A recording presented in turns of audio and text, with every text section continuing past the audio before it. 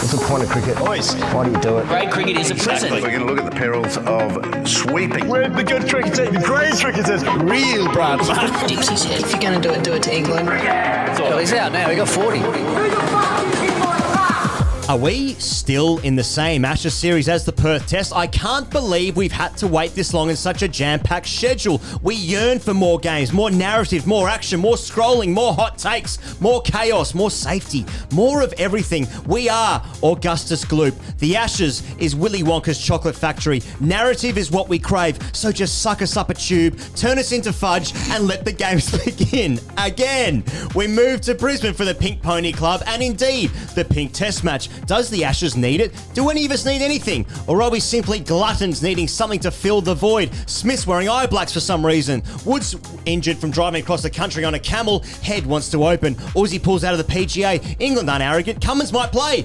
Hazelwood's in a singlet. There's also Kohli, click, click, click runs to remind us that he and Rohit still play ODIs. The WBBL gets washed out in the nick of time. AI imagery of WPL players and Monty Panesar playing fours. Isa Guha is on the show. There's AskTGC, what's getting you hot, and everything in between. Pezza, the second test match is about to start. Are you ready for it? Are you ready?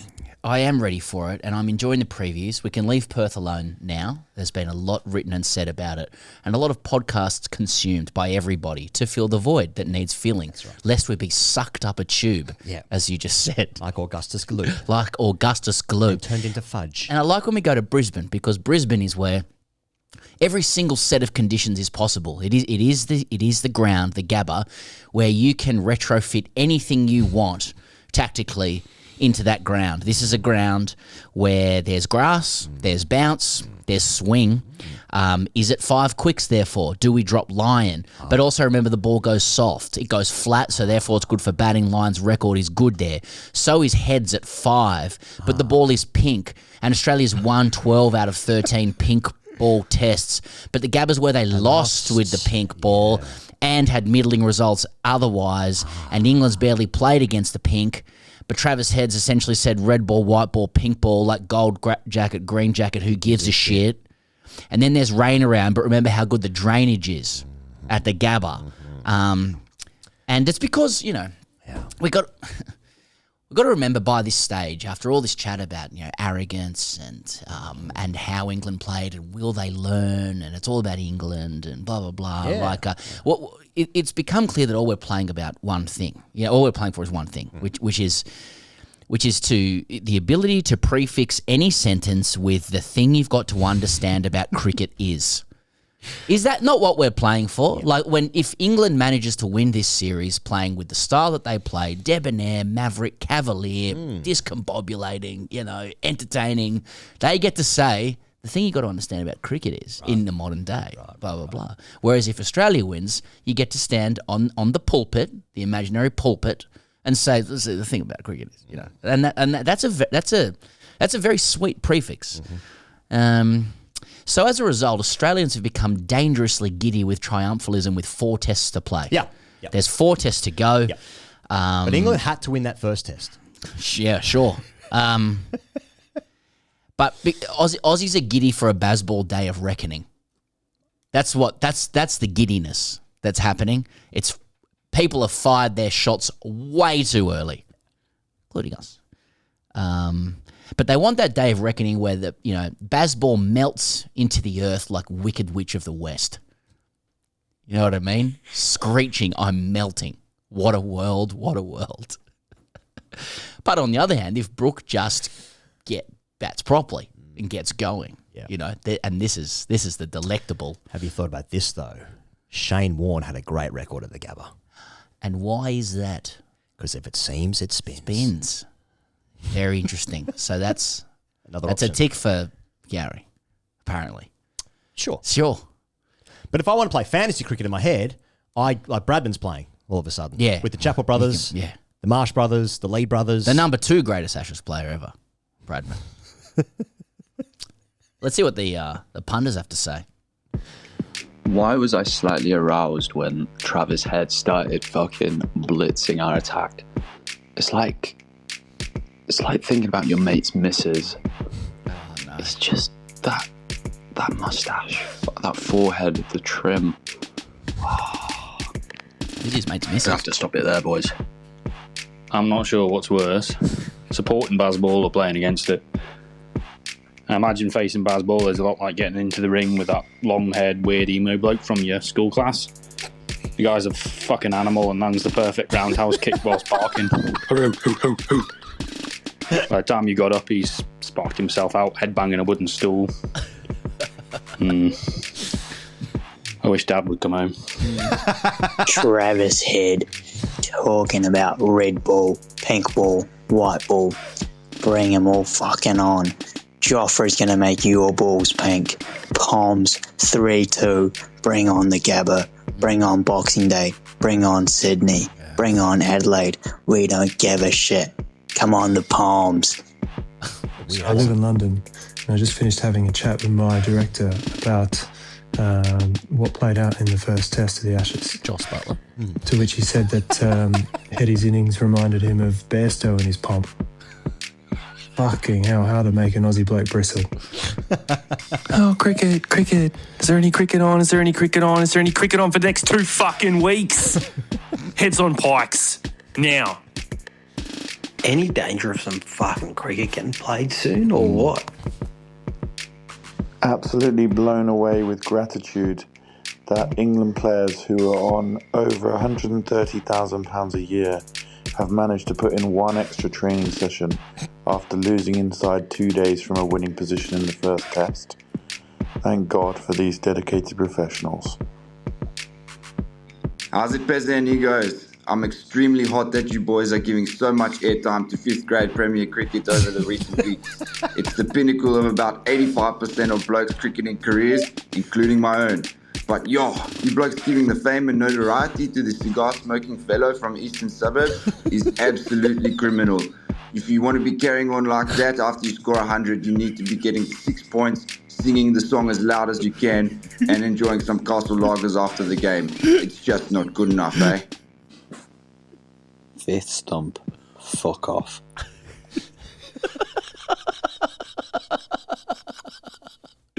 Bravo to whoever that was. A lot of practice in the mirror.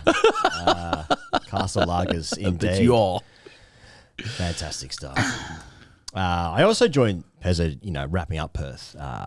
Of course, we're all devastated to learn that Cricket Australia were going to lose millions of dollars.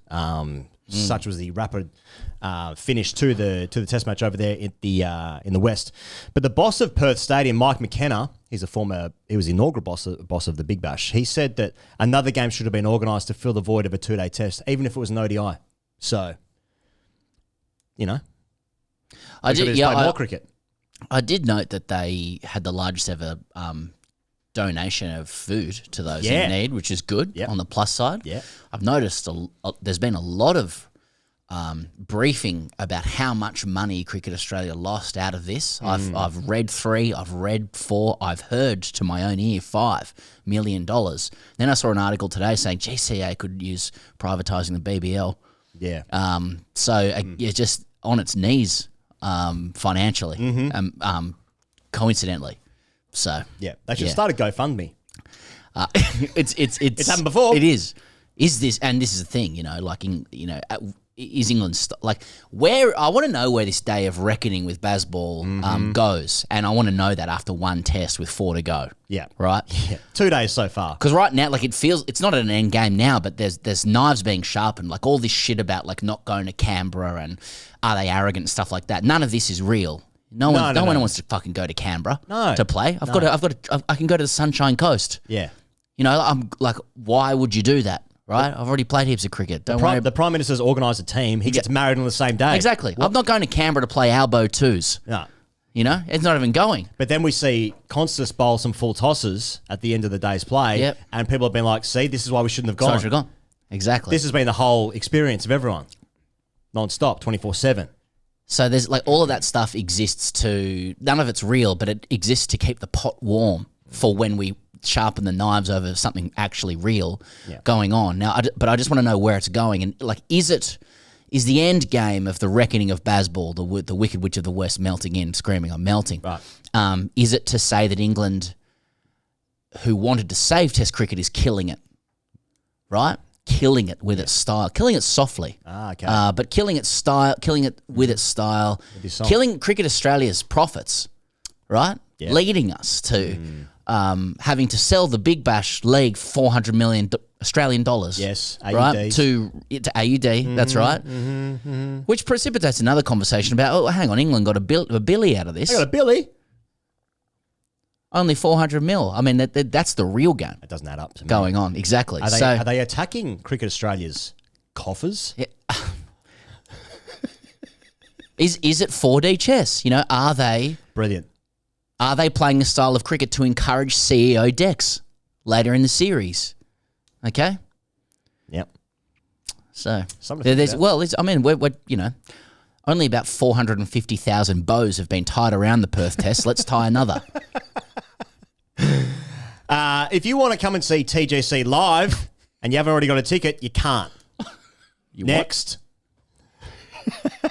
No, we're so looking forward to seeing you guys in Brisbane on Wednesday night. A couple nights' time. Tim Payne joining us on stage. That's going to be exciting as well. A full room at the Tivoli. Great theatre. Had a great time there last year with Doss on stage. Goxie warming up the crowd. Goxie fluffing. Yeah, fluffing. That's right. Anyway, you tell that joke about Morse code. So looking forward to seeing you guys in Brisbane on Wednesday night. Ahead of the second test match starting there on Thursday. Now, if you want tickets for any of the shows, every single ticket is sold out. You cannot come anymore unless you've got a ticket. Okay? So don't even bother. We have the number one sports book in the country for some reason. And you can get it in Australia at Booktopia or go to greycricketer.com and find the links there. If you're in international waters, if you're trying to get a dodge for a bit, you can get it on readings internationally. Either way, you can go to the website, go to greycricketer.com. There's links for either of those options. And if you can't read, the audiobook is now available in Australia. It's less than 4 hours. It is coming soon internationally. And it's going up on Amazon Print on demand imminently, I understand. But Christmas around the corner, sort it out. Get it now. Get it now. And a shout out, of course, to what's going to be the hottest chat in the entire universe for TGC Raw. You can join us on Patreon, patreon.com/greatcricketer. There's been some 10-minute teasers the last month or so of what you can expect on TGC Raw. But if you want the live chat during the test matches themselves, well, it runs at a pace that you actually can't keep up with unless you're there typing away, such as the fury and the furor of people smashing away on keyboards and there. The furor. No. That's a separate Well, chat. I reckon there's a few people there who probably, dip the toe in. And if you're really lucky, you get to have people's accounts of seeing you in public as well. And those accounts, vary wildly from one's own. But, boys in the wild stuff, basically. And Wasted Saturdays, keep those clips coming in. We'll see you guys on lunch on day 2 on Fox Cricket. We're back there for the Brisbane Test match. That is... Having us back for the big break. Having us back. So keep those clips coming in. All right, Pezza. I'll tell you what, it was a hard act to follow, given that June and Vorney were on with Howie just beforehand, day 2 big break, given that they just called out that June was watching the races. Tough act to follow. It really is. Mm-hmm. Yeah. Now, Monty Panesar was rolling him out in 4th grade for the Ghosts against Hawkesbury on the weekend. He took 5 for 30 from 10 overs as Campbelltown Camden cruised towards a thumping 135-run victory over Hawkesbury over there in Western Sydney. Now, you might have seen this, Pezza, but Hawkesbury on their socials had a bit of fun on Facebook and said, great to have Monty Panesar playing against the Hawks today in 4th grade. Let's see if he finds Raby Oval, as his geographical skills aren't his strengths, as Steve Smith has pointed out recently. So there you go. That's what's happening on Facebook between Great Cricket accounts. So, mate, Monty Panesar has 200 Test wickets or thereabouts, I suspect, and he's playing 4th grade. Yeah, I mean, rightfully so. Well done to Campbelltown, Camden, I believe.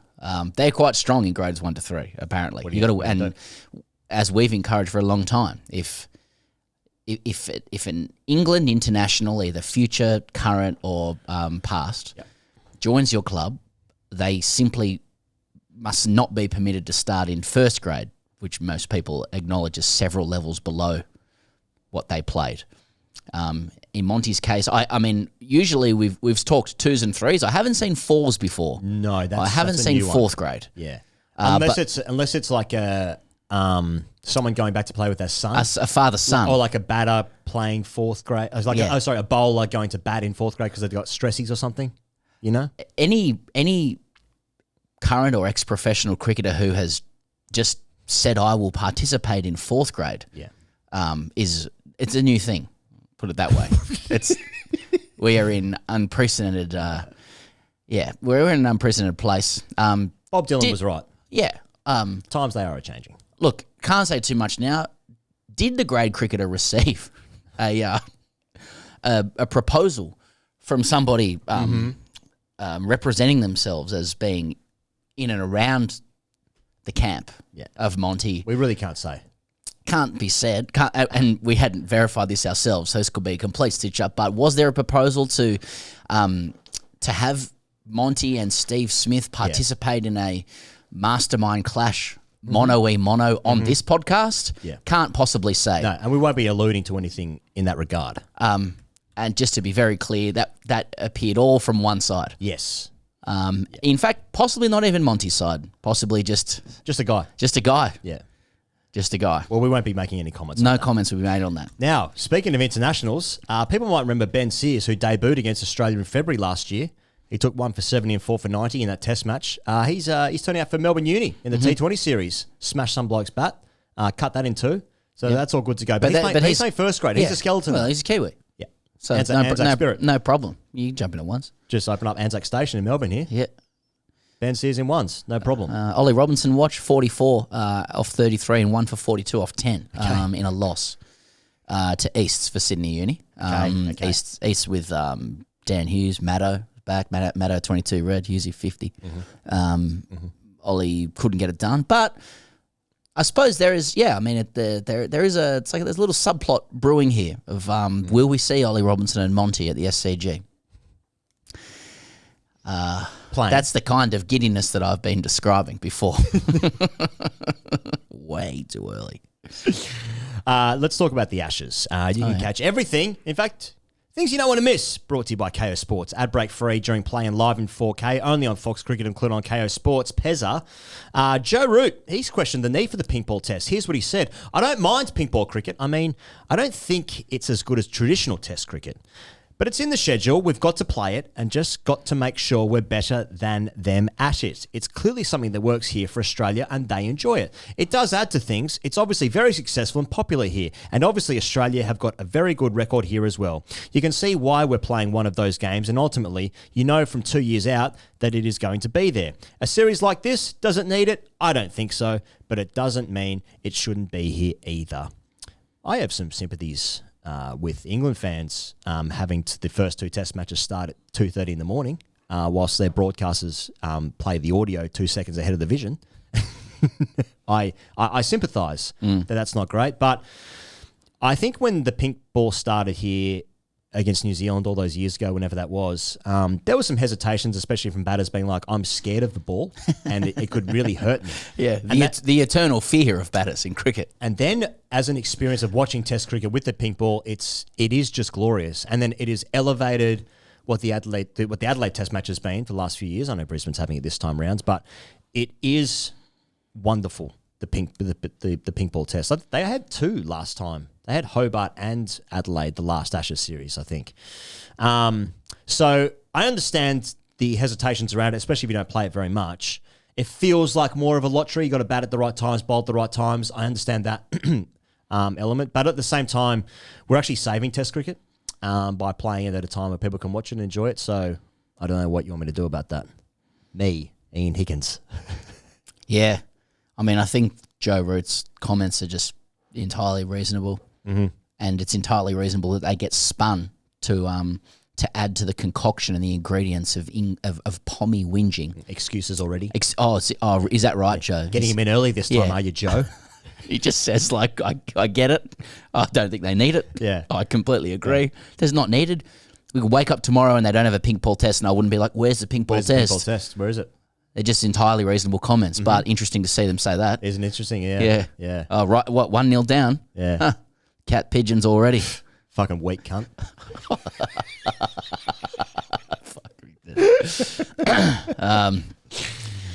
Yeah. Well, as I said, the Gabba is every single set of conditions. And that's that what we can exists. expect, yeah. So we were trying to get some clues with who did Queensland play against in the pink ball test at the pink ball Shield game? Vic. They played against the Vics. That's right, top of the table, clash. And we saw Xavier Bartlett do some good things. He's an exciting player, isn't he? It swings. It I swings. think we can say that it swings. It swings. Steve Smith said it's harder to see. He's found it harder to see the ball during the day. Well, I mean, he's a... And he is We'll come to him. He's usually the marker of what He's people wearing should black think. tape under his eyes now. He's slowly morphing into American. He I got to is. say, I mean... Fucking linebacker Smith. If he's just asking... Yeah, if he's just... He's asking for it. If he fails in this game, I mean, it's the next thing to your eyes being painted on. but fuck, there's a lot going on with Smith at the moment. I got to say, At the moment. Yeah, no, well, especially now he's come back. He's riding that Mamdani wave. Yeah. From New York, old Oh. Soho Smith. He's got we've told, he's got the necklace. It's a shadow putting, and now he's Chandapal. He's given us his captaincy record. Pat's been out. Exactly. Putting. Yeah. Yeah. It's all good to go. And that's why we love him. It's amazing how Head's elevation to open it was a success. As many fathers, he was involved in that. Eddie, Ronnie Mack. Yeah. Anyway,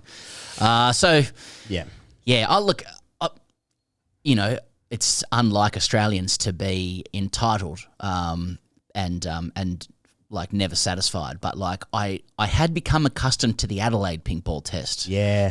Like is Brisbane the right kind of pink ball test? I'm sick of this fucking around with Brisbane's identity and the Gabba's identity. I'm could not sick agree of it more. being fucking moved from the first test.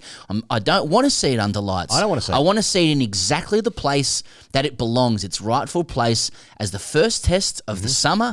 It allows those gaudy colours and those 4X colours Oh, to God, yeah. pop out of the screens at us. It allows the storms to look nice. It allows the oppositions to fail. I don't like it being fucked around because what? It's a concrete jungle that hasn't renovated in 30 years, which is apparently the rule for every single stadium in Australia now. Where are the As oysters? we pursue our middle-class ideals based on the master chefization of our society.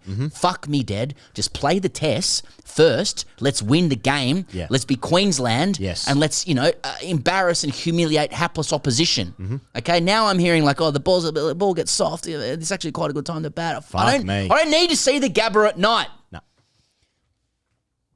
The Olympic City. Well, I'm I'm behind the Olympic City. I was like, if you're going to play in Queensland, in Brisbane, let's let Queenslanders be who they are. Let's let it fully express itself. It is hostile and foreign, to everybody. Yeah. I don't need it at night, right? So I like our record. Yeah. Don't get me wrong, but then I don't like finding out that our record in Brisbane specifically is middling when it comes to our pink ball tests. Yeah. But it does swing, and Stark can do that. So, Kratzy. That's what you can expect. Now, Kawaja, who played golf for 3 days, people might remember that, before the test match, he withdrew from the Pro-Am of the Australian PGA, which is it's just upsetting for everyone that he missed out on that. So, Uzi said, so day one wicket at Perth is a piece of shit. I'm happy to say that. It has been last year. It was this year. And CA have issued a please explain. Please explain. Which I appreciate. Anyway, just saying please explain. Well, after Pauline Hanson's week, we're playing up in Brisbane. Yeah, that's right. I'd like to see less of that from Brisbane, if I'm honest. Queensland generally. Anyway, so he also said, we know day 2, day 3 is usually the best time to bat, so whenever we play in Perth, it's one of those few places we win the toss and bat first, hoping that we can bat again maybe the end of day 2 and into day 3. Probably highlighting how much England completely cooked that. But, so Uzi says no good. Perth piece of shit. Now, Travis Head. He's amassing a few things that he says, Usman, and posts. Here's what Travis Head said. He's saying that he's keen to open. He says, I've been open in the background about where I've stood with it. He was talking on Triple M. This was on Thursday last week. Of course, having been adamant that he wanted to open in the second innings in Perth. He said, I'm being completely respectful to Uzi as well. He averages just under 45 over 85 test matches, so he's done an incredible job. And since I got COVID 4 years ago, he's been unstoppable for us. So there's some touchy subjects in it all. Let's see where we land. But ultimately, we've just got to think about how we're going to win the next test and how we win the next 4. which I like to see. Now, he also said that Pat Cummins was talking about, he actually said it to us, that he thought the batting positions were overrated, Pezza. And Hetty said, I agree with Pat. I think you could use this order and these plays in a range of different ways. I agree with Pat that they are slightly overrated, but traditionalists will say that is how it has got to be. That's where the game is going, and when do you use that? So I'm taking from that Head's pretty fucking keen to open. Mm-hmm. Now, Usman's in the squad. He's going to play. That's what's going to happen. I can't see how he's going to be in the squad and he's not dropped, unless he's not fit, right? So, I suppose as a fan, you're just like, well, if Usman Khawaja scores 100, it's going to be one of the greatest fuck you hundreds of all time. He's going to do the finisher celebration, do some LeBron stuff. We're going to get around it. Our home test match for him these days at the Gabba. It's going to be great.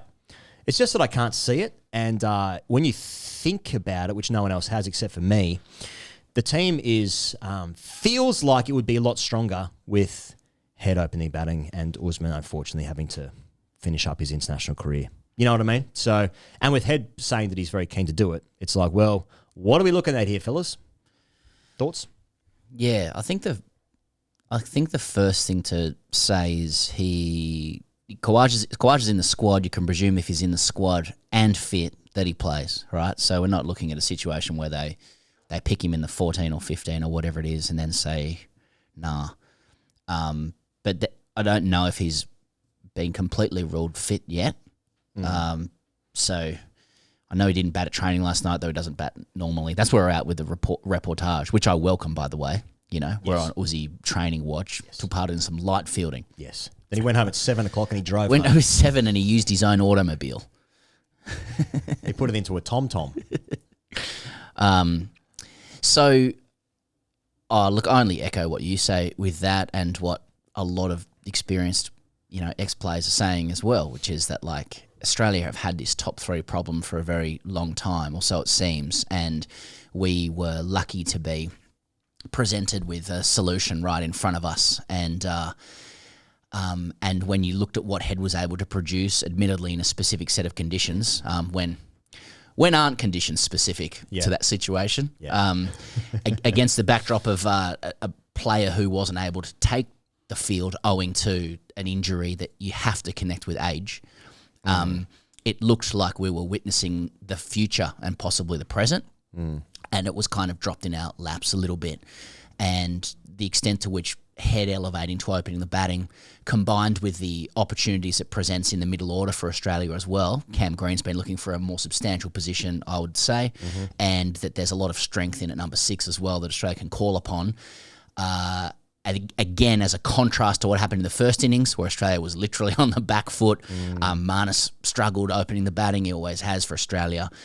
Steve Smith was in early. You just go, okay, well, we've, albeit stumbled upon, we've found a new way of doing this. And, they're going to have to be some pretty good reason to retain Khawaja. And, it looks like he has been retained, right? And I wanted to talk about maybe what the case for that is. It's not a case that I particularly see, but I think it's been snuck into the discourse this last week or so that I think maybe even Khawaja said it himself. He'd be the most dropped batsman in the Australian team in the modern age, and I just wonder whether the selectors and the leadership are mindful of the way somebody is dropped from the side in Australian cricket. There's always been a culture of giving players one too many than one too few. That perhaps inside teams, in ways that don't show up in the data, inside teams, the way somebody exits the side has to have a kind of a procedural fairness to it, even if it's just as a message to everybody else, that if you're going to be dropped, you kind of have to, it has to be really clear and obvious, like VAR. And that, so the question becomes, has Khawaja cooked himself enough with his own performances to vindicate a sacking? In Australian cricket, the culture appears to be, if someone's on that kind of that last chance saloon, and the only way you can be on your last chance is for it to be a saloon before you exit into the dry areas of the Wild West of 19th century America, especially with Usman Khawaja. It's last chance saloon. Last chance to get a 4X jug thing. Exactly. For Usman, is that you get 2 tests. Don't know why. It feels arbitrary to me. Now there are arguments against it. I mean, Pat, Usman's age being 1, the criticality of these Ashes 2, the fact that not being able to take the field is in itself a failure, albeit, it's not a failure of technique, but I've got to say there were people in the press box who've played a fair few tests for Australia who were spitting chips that Australia's opening batter wasn't out there when they needed him. But I just wonder if trying to understand why they'd retain him for another test when people can kind of see at the very most this ends in Sydney, doesn't it? Why you would do it. And I think that I'm not saying that the Australian team has undergone a revolution equivalent to the chest beating of baseball, but there has been a quiet change in the values behind this side compared to their predecessors. And the thing they seem to prize above all else is calmness and patience and composure. They almost they define themselves by their refusal to be, sucked into drama. Everything is chill. And I wonder whether this fits into that rubric. It's kind of he's in last chance saloon before he heads to the dry areas of the Wild West. But he gets another crack in Brisbane in front of his home crowd. And maybe if you add on to that they seem to be talking about this new model of playing batters in different positions according to the innings and the circumstance, and that's the kind of innovation that they want to do. Maybe they feel pink ball Brisbane head is better suited to 5, with the flat soft ball. Yeah. Just trying to put the other case forward. It's not one that I agree with necessarily, but I think it's good to consider rather than just going, well, what are they doing? This is just a boys' club. Yeah. I suppose, Travis Head hit 140 in the pink ball test last year, right? So there's that as well, albeit different grounds. But he has got a good record there in this game, against this ball anyway. So I suppose, another thing as well that I wonder is that they don't, we don't know about Jake Weatherald yet. We don't know if he's going to make it, right? So there might be a scenario where Usman outscores him in this game, for instance, and then it's does Head open with Usman? By the end of this series. I suppose there's many ways to skin a cat because most people think there's only one way to skin a cat. That's right. What is that way, by the way? Top to tail. And I suppose as well, Australia would think that they picked their side for the first test because they thought that was going to be the way to beat England. So there's probably also an overs into the legs thing, tortoise and hare situation with how Australia are going to play against England. So they want overs into the legs of guys, so basically England get injured. I think that's probably also some percentage of factor. How many spells can Joffrey keep coming back? Obviously, Mark Wood is injured for this game. It seems anyway. I don't think that's official. It just looks like he's going to miss. Yeah, I mean, I'm the same with you. I don't really agree with it necessarily, but at the same time, if he's going to go out there, I think it'd be one of the great fuck you hundreds if he does it. Yeah, it's just difficult to see. And I think every selection carries opportunity and risk. I think that the risk with this is that must Australia risk a test match to ensure procedural fairness for Khawaja if we already know what the future is. I was interested. People are kind of combing through the comments that Head is making now, and I've got to say, when it comes to Khawaja, he's particularly bullish. Who's probably built his identity on the way he has defied conventional wisdom, at least in his perception. He's totally entitled to go down all guns blazing and to fight tooth and nail for his spot, whether it's his public comments or otherwise. I mean, it's his life, it's his career. Yeah. And you wouldn't expect anything less, really. People are coming through Head's comments in the last couple of weeks in relation to this, or since the innings, and it seems to have emerged that he's kind of wanted to do it, he's pushed for it in the background and all that kind of stuff. And it sort of got me thinking, I was like, I'm sure Khawaja has spoken about head as an opener before, like Yeah. several years ago. Yeah. Because this was an issue back in like 2023, 24. When and Smith ended up doing when it. Smith was doing it, but they were deciding who was going to do it beforehand. And head at the time said, selectors are happy with me in the middle order. I think opening is a specialist job. The guys that have been waiting to get into the team for a while deserve the first crack at it. I don't see myself moving around too much in the future. This will be around the time that Head is saying now I was pushing for it. And that they can still be consistent, what he says publicly and what he says privately. Sure. After he makes 154 from 129 balls at Trent Bridge in 2024 in a one-dayer, Khawaja says of Head, he goes, it's a decision for the selectors at the end of the day. But if you have me opening, Labuschagne 3, Smith 4, I feel Travis Head might be best suited. He's been very successful opening the batting in one-day cricket. Breaking it down, I'd probably lean towards him. But again, it's not my decision. It's up to the selectors. I think they've been very good with their processes. Head was then asked, and he said, yeah, keep the chatter, makes it interesting. And he said at the time, I'm not going to dive into that. I'll just let that play out.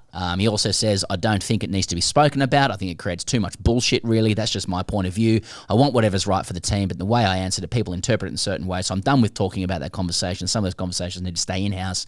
That's how it will be. I don't want to put anyone in a difficult position. I don't want to cause a headline or miscommunication, unwanted distraction, et cetera, et cetera. Someone is reading at home as an opening batter and all of a sudden it comes out that I want to. So he's being really clear. The tenor of his comments are changing, right? He starts by going like, I think it should be specialists. And then in 2024, he's saying like, I don't want to say anything because I don't want to upset anybody else. I want to keep it in-house. And now he's saying like, good to go. You know what I mean? There is change when it comes to this stuff. And it feels like it's going to happen, right? And it feels like he wants to do it. He's happy to do it for the team. But Uzi gets another crack. If England managed to win this game, which, I mean, Australia will be favourites going into every single game playing at home, right? But England are as good a chance to win this game as Australia, really. The narrative will be that, like, England can well be 2-0 up in the series, right? But given, like, how far ahead they were seemingly in the first Test match. Of course, that didn't happen. Australia won the game. They smashed them in the end. Australia were good enough to take advantage of the mistakes that England make and will continue to make, you'd think, anyway. I mean, the narrative will just change. So I'm exactly the same as you. Like, it feels like a real risk. It does feel like a risk when something's staring you in the face. They've fallen into, they've come across this. I don't think, well, perhaps this might have been going on in the background for quite a while where Head has been pushing to open, but it's literally fallen in their lap. And I don't know. It feels like a mistake. I mean, the position, no one means to get injured, but the position that Uzi did find himself, putting the team in with Smith batting at 4, facing the third ball of the innings against that against that attack in that moment. It's just a sign of cracks. Well, and maybe, I mean, you know what? Australia has been cracking for a while, it feels like. I mean, this opening batting position's been going on for like 2-3 years. Yet they've won 15 of their last 19 games. Yeah. One. I mean, the thing that you it is like, I suppose it's important to acknowledge the complexity of it. It's very it's actually our right to speak with smug oversimplification about all cricket matters as Australians and as grade cricketers in particular. It's actually quite simple. This podcast shouldn't go for as long, as it does. But yeah, like you mentioned before that that strategy of miles into the legs of bowlers, which would probably be more conducive to Khawaja opening the batting, like to have guys that can soak up deliveries, who can get them back for the second or third spell, that Head then cashes in on, right, from 30 to 80. The thing that strikes me about that first Test is the contrast in what happened on day 1 and day 2, right? And I actually have some sympathy for Usman's read of the pitch. Like I don't know if it was very good. I think the point he makes about guys getting hit and Steve Smith and stuff is true. Now, like Usman's mayo all over, has been for ages. He's entitled to be as well. Like, I don't think it's a piece of shit, but I do think it was hard, and it clearly got easier. But what you were looking at is like two different models of Australian batting, right? And I just wonder if the team is reluctant to change to a model that looks like it was such a different model. It's like Head goes at the top, tries to get away to an absolute blinder, and then the guy who comes in at 5 or 6, which would be like an Inglis or Mitch Marsh. The Mitch Marsh chat is real, by the way. Like people hate it, but it's real. It's a real thing that he's going to be considered, right? But like England bowl 150 Ks, chest, head, etc. Guys who take it on and can play crossbat are going to be considered. And I just wondered whether they, in that second innings, they saw a different model to how they should be defeating England, and they're going to revert to the original one now. Yeah. Don't know. Like you know, maybe it was just a specific thing. I guess, you know, we'll find. But I think that's the question. It's just like, does Australia move to this different way of playing now, which involves head nicking off from time to time? Yes, that's right. That's right. And then people have been like, it's a waste. He should be batting at 5. Yeah, so totally. And I reserve the right to say that too. First thing I'll say. Exactly. It would have been nice to have Usman soak up a few. I mean, it just like he got this vitality of 120 off 80 rocks to win the game when no one thought it was going to happen. Everybody in the press box beforehand is like, man, England's got 42 many. And the guy who was meant to open is planning an epidural. That's hard to look past. That's all I'm saying. It's hard to look past. But, as you said, you know, getting the old splinters up the arse there and Uzi ton at the Gabba, I mean, celebration would be great. Yeah, I suppose what they're going to fall back on is we thought we could win the game in Perth batting this way. We still think that's the way to win the game. Yeah, that's probably what they're going to revert to. And you know what? I guess we'll see. Oh, mate, well said. Now, linebacker Smith's wearing eye blacks. Okay, Smith stuff. He's wearing eye blacks in the nets. He's finding a new way to tick off. He's talking about only needs 2 hits. Came back in the Shield, shadow putting, did his job, 100 off his dick. Looking amazing. Comes back with a chain. Talking about his captaincy record. Now, pink ball. Monty. He's setting questions. He's setting journalists up for questions so he can, tee-ball off. Yeah. We've all really enjoyed that. How unrattled he was by all of that. Yeah. And now he is in the NFL. So that's the captain. Yeah. It's the captain of Australia. Yeah. I mean, does it? All of this stuff just goes to show that everything will be retrofitted to based on whether or not you score runs. Like if he, I mean, I'm very much here for. So what do we call it? Eye blacks. Eye blacks. Yes. Yeah. Feels a bit off. It does feel a bit off. Yeah. Doesn't. Yeah. Yeah. Now, can he come to the crease in shoulder pads? Because Chandapal had sponsors on his. He did, didn't he? He yes. managed to crowbar a sponsor in Yes. there. Yeah. I'm So not there's sure a who question there. sponsored it, but hopefully a gambling sponsor. Yeah, that'd be good. That would be good. Yeah. That would be good. The eye stickers, Friday Night Lights, eyes painted on stuff if he gets out, necklace, everything. I'm ready for Smith now. I think Stark and just an entitled Aussie. Yeah. Stark and What Head. about him now? Stark and Head got it done. Yep. Let's go to another icon. Yep. All right, your turn. Yep. Off we go. Do it with your eye blacks. Do whatever you need to do. But let's be seeing you. Come to the crease in some Converse All Stars. Roll them up halfway. Shoulder pads, eye blacks. Yep. Off your cock. Job done. That's right. 2-0. Yep, exactly. Off your cock. I'm really noticing that verb to peel off 100. There's no other way to score 100 No, you now. can't. You can't. Apparently, No. it just simply must be peeled off like a carrot. Easiest thing in the world. Yeah, a banana skin. A banana skin, yeah. Which is a tricky away game. That's right. A tricky phrase. It's a potential banana skin. Yeah. Oh, I won't go there. Now, Cummins is not in the squad, but he could play. So silly bugger stuff.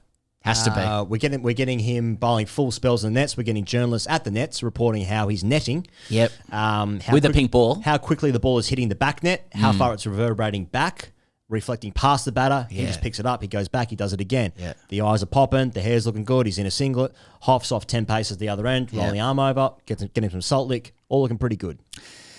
Yeah, so the chronology of this was that News Corp said Cummins was likely to play. Yes. Then Australia announced a squad and Cummins wasn't in it. He's not in it. Right. But there are people out there. A couple of journos are not so sure, and Code Sports have written after the squad announcement saying the door is still open for Pat Cummins to make a shock appearance in the second Ashes Test. Australian coach Andrew McDonald said on Monday a call could come late on whether Cummins is injected into the 11 for the Gabba, and this prospect remains completely unchanged. This was last Monday, despite the Australian skipper being left out of the official squad named on Friday. Then it goes into some X's and O's about Cummins being allowed to come to Brisbane or some shit. But so is that a silly buggers signal, or is that like just journos going, I said he was likely to play, and there's still a chance because ICC. He's going to be commentating. Yeah, I have spoken with UK journos who are like Cummins is playing. They're preparing themselves for Cummins to play. So it is. Sorry. Oh, okay. Sorry. So it is. It would be Queensland. Like that's Queensland origin stuff as well in Brizzy. Yep. So and I'd welcome it. I for one would welcome it. I think two things here, Pezza. First and foremost, I'm not interested in him playing in the 11. I'm interested in him being injected into the 11. Yeah. Intravenously, hopefully. Secondly, yes. Can I get it between the toes? Can Cummins be put in between my toes? Yes. Secondly, I suspect that with stress fractures of the back, you are likely to rush someone in, SOS style. That's a Rihanna song. Into Sean Marsh. Into a test match that Australia, numerically don't need to win. Yes. But at the same time, me want Cummins, me sick. Me want Cummins, me sick. I think that's established from both of us, and speaking on behalf of the nation. But again, this is this might say more about just wanting to watch some fucking cricket because almost at the end of the day, there has been that much garbage spoken, largely by us. Yeah. And all that's happened is and they've warned us that Cummins is playing 2, maybe 3. Maybe. Right? And the maybe probably comes down to whether Australia was 1 up or not in the series.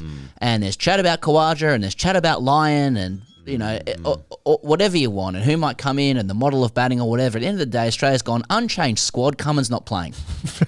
That's it. Yeah. And England have gone, we're not going to Canberra. We said we're not going. Yeah. That's it. Yep. We're just going to have another crack at it. These are the facts of what's happened. Yep. And so, I think Australia don't really play silly buggers. I want them to because I want novelty. Yeah, I know. But, I still come back to me want Cummins, me sick. Yeah, so when you think about I said after the last test, it feels like Australia have absolutely jagged that victory. And, Boland bowls an important spell, gets some good wickets there, 3 wickets in a short number of balls, 4 for the innings in the second innings, so contributes to the game. Stark obviously outstanding. His best game historically has been the pink ball test, so that's all good. And Doggett plays well, but you would think again that England, against Doggett, Boland, Stark, it's just... You have to capitalise when Australia are weakened to what they could be. So, to that end, Mark Wood is injured. He appears injured. He's under an injury cloud. He was under an injury cloud anyway ahead of the Perth Test. He was sent for scans on his hammy, people might remember. And whilst those came back clear, he's now dealing with an issue with his left knee. And, of course, he'd only just returned from a 9-month layoff after undergoing surgery on that same left knee. So Tongue, who did play in Canberra, bowled 16 overs, would likely come in. Matt Potts as well, possibly. Took 2 for off 16 overs as well. Also a chance, I suspect. But they announced the same squad for the second test match. Bashir was in that squad. It was a 12-man squad they announced. So unless they change their tact, you'd suspect that Tongue or Potts would come in. Probably Tongue. But there's no doubt that is a loss. Tongue more mercurial, I suppose, than Wood. Wood has been outstanding. Was in Australia 4 years ago as well. He's the best bowler over the last 2 series. Yeah. Wicketless in the last game, wasn't he, Woody? Or did he get 1? I think he was wicketless. Yeah. But that doesn't mean he bowled badly. No. Yeah. I don't think it would surprise people whether Wood was fit to play or not that he missed the next one anyway, right? I mean, he was only ever penciled in for a couple, so they take the precaution with it and probably get him back for the next one and rotate around. That's why they've got their phalanx. I did notice on Patreon. I won't read the person's name who said this because it's how you going? Uncouth. But surprise. I'm workshopping a hot take that bowling 150 clicks is actually a bit immature. Nothing wrong with it as a young man, but you should have gotten that out of your system in your 20s. By 35, you should have settled down and developed a sensible off-cutter and appreciation for a nice cab Merlot. Trying to bowl at 150 plus at that age is a bit going on a Kentucky tour in your 30s areas for me. To which Matt Wade's ski goggles says, bowls 150s, get your stressies, learn to control it, develop some variation, redemption arc. Kind of chat you can expect on Patreon around that. For me, I think bowling 150s is good, whatever your age. And it's always good to watch Woody bowl. But yeah, about time Australia copped an injury, really. You don't wish it upon anybody, I suppose. Just saying. Are we talking England? Yeah. A little bit here? Yeah. He goes like, here's the thing in the aftermath of the defeat or of the first test result, let's say. Yeah. It just occurs to me, like more and more when we are like undergoing the autopsy of a result in a test match that involves England, that whatever happens is because of England. Yeah. Like, it's extraordinary, isn't it? Yeah. They lost that test, Australia didn't win it. Pope and Root and Brooke, was it those three, played those shots that they shouldn't have played on the up, idiocy. Plans to head, terrible, and Marnus. And when they bowled really well, it wasn't bad Australian batting, even though there were some bad shots. It's just like England are the centre of attention with every single thing that happens. Scott Boland took 3 for 3. Yeah. Right? After getting carted around in the first innings. He took 3 for 3. It's like barely a peep out of people. And he ends up with 4 for 30. Right? And Stark 7 for 50. Stark, and like obviously flowers to Stark and stuff like that. But it's just like every single time we speak about a game involving England, it's the mistakes they make. It's almost like if they can refine these mistakes, they will then win the game. And there's this kind of like undercurrent of like England just simply being in control of every single game. They're like when they make mistakes, they're never pressured into these mistakes. It's just, or they're never out strategized or outplayed. It's just like they got it wrong here, and if only they get it right, they will win. I mean, it's like they are the protagonist. Australia are just. We're all just tethered to however England feel and their moods of the game. Yeah, I mean there is that. It does feel though at the same time a lot of their wounds over the last few years have been self-inflicted. Like, but that goes to show like that. Does that not imply that if they don't inflict these wounds, then what? Then they win. Like does the opposition exist? Well, the whole thing is that they get to the winning positions by the way they play. Then they don't stop playing that same way. They then continue to play at high risk. Like I think about that New Zealand Test match where they're 230 in front or whatever, and they don't. So they enforce the follow-on, and then they lose the game by a wicket, I think. But they create these incredible match-winning positions as a result of the style that they play that is forceful. And the corollary of it is the forceful style invites inconsistency too. Yeah. So like they exist one and the same. So it actually doesn't logically follow that like you to be praised for getting yourself there, but you have to then recognise you've got to stop before the inconsistency comes in. I mean, this is why they double down, right? Or they just they keep doing what they're doing. Yeah. Like I've never really understood what baseball with brains means. It's actually a contradiction in terms. So I don't, when it comes to how they play this Brisbane Test, is it kind of like, oh yeah, go hard early to get yourself in the winning positions, but then recognise that probability dictates you're going to make a mistake, so now change your style. I mean, they've come this far with the movement. They've got to just crack on with how they do it, right? I'll tell you what I think is hard for them in terms of finding ways to win in Australia, for instance, or just typically away from home. That their mode of batting is more just like, let's go at 110 miles an hour. Someone's going to come off and win the game. Especially chasing, right? There's been some like incredible historic fourth innings chases, particularly in England. But I may be wrong about this, but I'm just scanning the last few years in my head. Very rarely has a bowler won them the game in the fourth innings. I mean, typically like both sides basically it's sort of a moot toss, right? They call it Clayton's toss because England want to bowl first, most sides want to bat first. So trying to find one of the bowlers, like an Atkinson, a Carson, an Archer, a Wood, a Tongue, a Potts, whoever it might be, Stokes, for instance, they sort of need to like have these incredible like career-defining performances for someone to win the game. And yet with the ball, that is more difficult to find so far in under this axis of coach and captain. So, like for instance, in the fourth innings of Perth, they sort of needed like, I don't know, Cass to take like 6 for 40, whereas in I've seen with the bat, Bairstow chase runs down Stokes, of course, at Headingley, nearly at Lords in 2023. Joe Root consistently scoring hundreds, anchoring around him. They seem to be able to find ways with the bat, winning games like that. But with the ball, they probably don't have the leadership just yet, or they have explosiveness, but not a consistency with the ball to sort of win games in that manner. Does that make sense? Yeah. Interesting.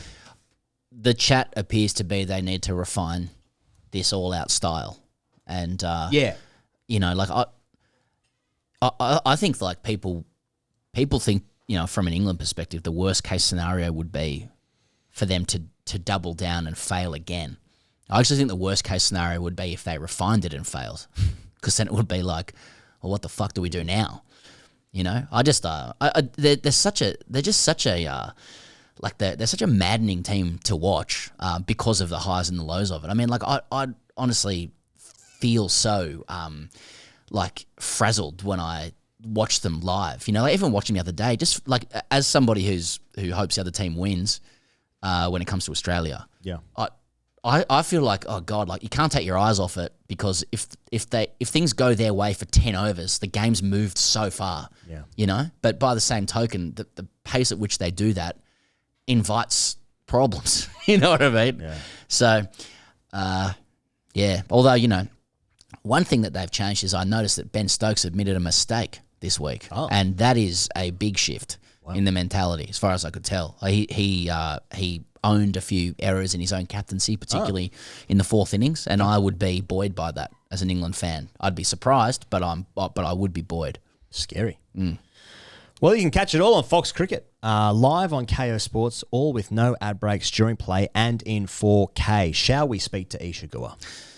Only after I also make the point that when Stokes rejects that his team is arrogant, I reject that, because I think, like, since when has being arrogant been a problem? Oh, isn't that? That's the whole thing. That's what we're all looking for, aren't we? Yeah. Why is he why? And then why nice push back anymore. on that? Yeah. Yeah, but not even for that. I mean, whatever. I mean, these are elite sports people. It's got. I mean, what are we talking about here? Arrogance is play on. Here's Isa Guha. Okay, well, we have the privilege of sitting here on a Saturday evening, mind you. Yes. I can say that, can't I? People think won't you get it on can, Saturday yeah. evening, but such is the esteem and the efforts we've gone to land this chat over several years. We're sitting here with double World Cup winning fast bowler. Medium. I've heard you say that.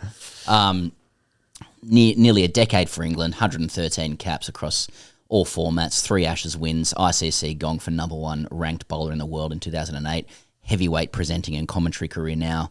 We're talking BBC, Sky, IPL, Fox Sports, the big players, invited onto interviews on places like, Backchat and The Great Cricketer.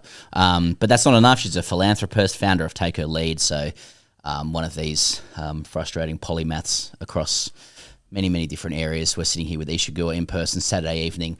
Chardonnay, a couple of drinks to discuss all and sundry. Hello and welcome, Isa Guha.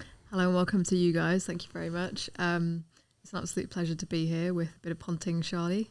We're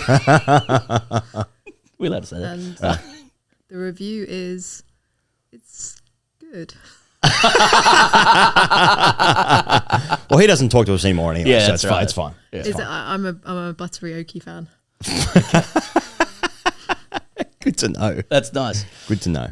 I need it after 4 hours of straight presenting and commentary. Yeah. So you've come straight from the Junction Oval, just to put people in the place.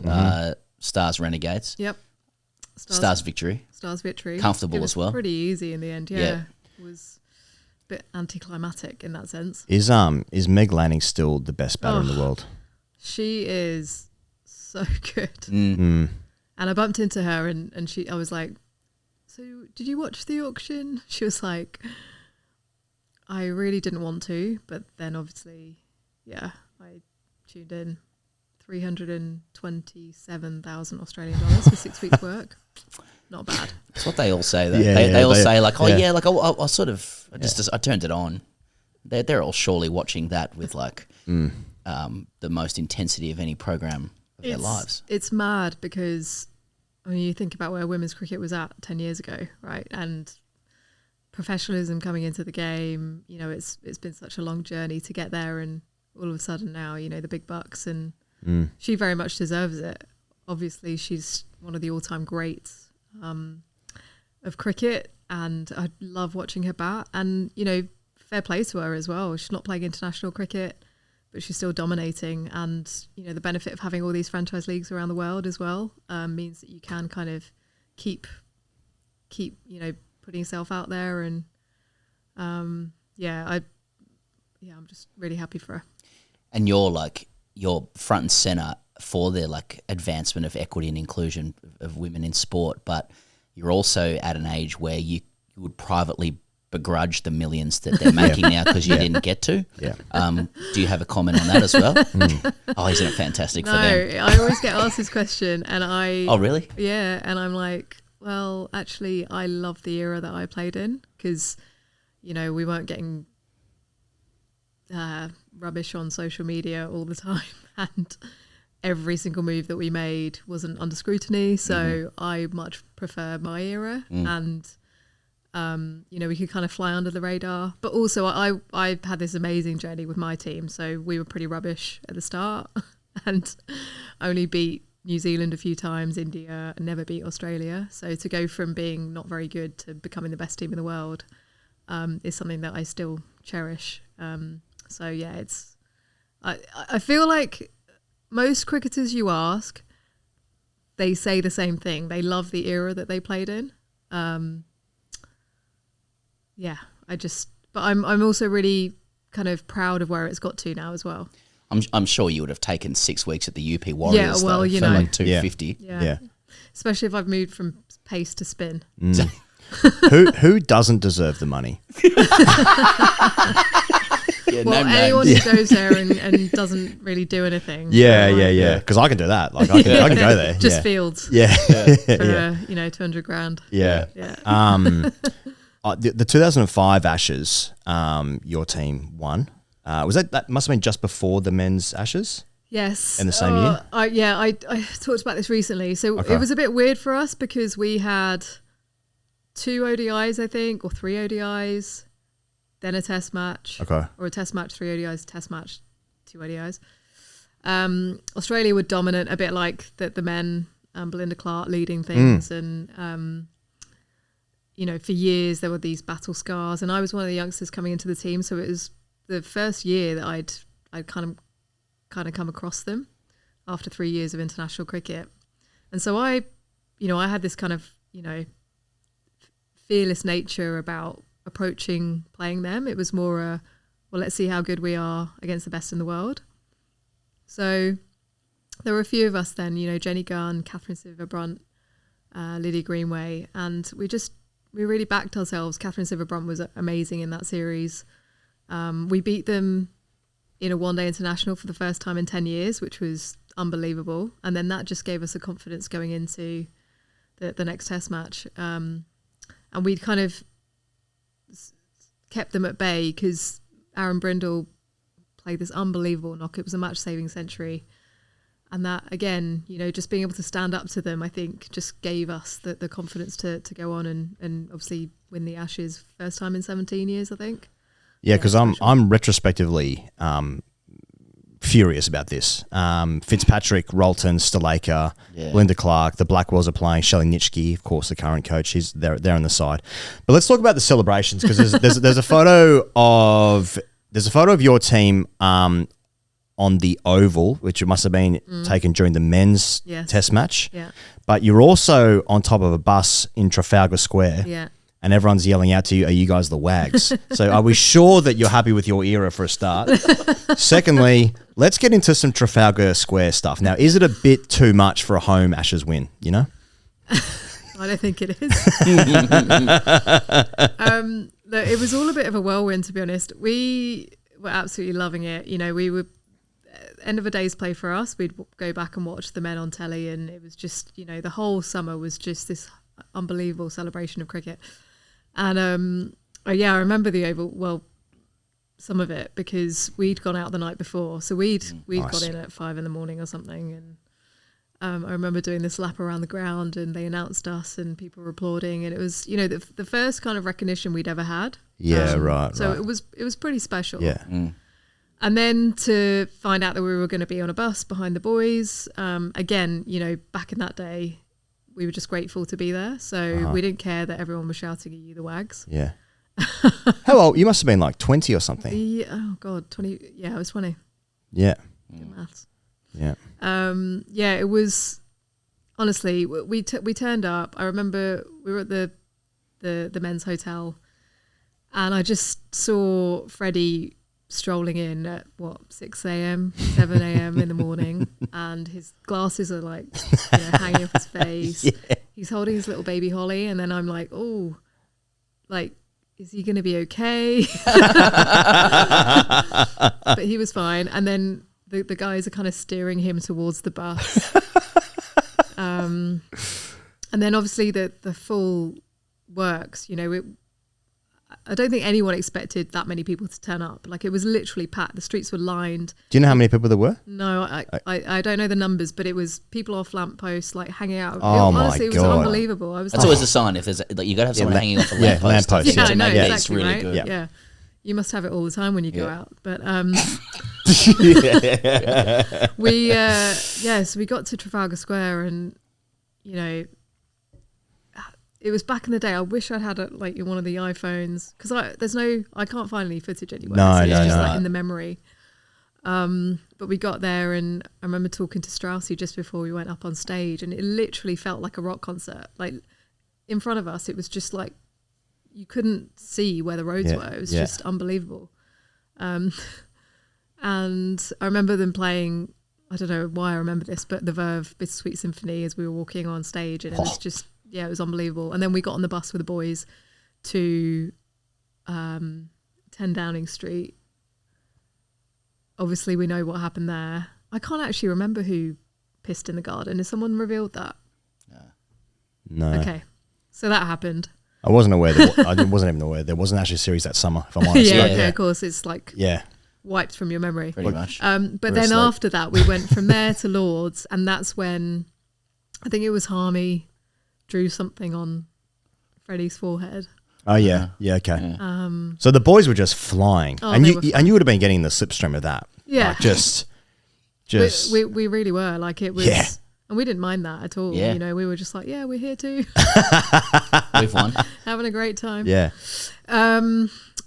Look, it was just an unbelievable summer of cricket, and I just, there was such a feel-good feeling amongst everyone, not just people who played or watched cricket, it was just the whole nation. Yeah. And it's amazing what sport can do in that sense, you know. I see it with the Olympics as well. It's just unbelievable what happens. So, yeah, incredible moment. That Australian women's team that you played against, there's some formidable names there. And I'm like, the numbers are there for anyone to see, but I want to know about the chat on the field, really. Yeah. Like, because I see those names. We've interviewed Belinda Clark before. She's a formidable woman. Yeah, she is. A very bright and highly effective person in the world. I just imagine on the field, she looks so tough. Yeah. You know, Catherine Fitzpatrick, Nishki. Yeah. That's all they needed to do, really, to me. Was there chat, though? Quiver. Yeah, there would have been chat. I actually can't remember a lot of it, but Fitzy, obviously, she was bowling at her prime when I went into bat, and you know, I was able to hit 30 odd not out.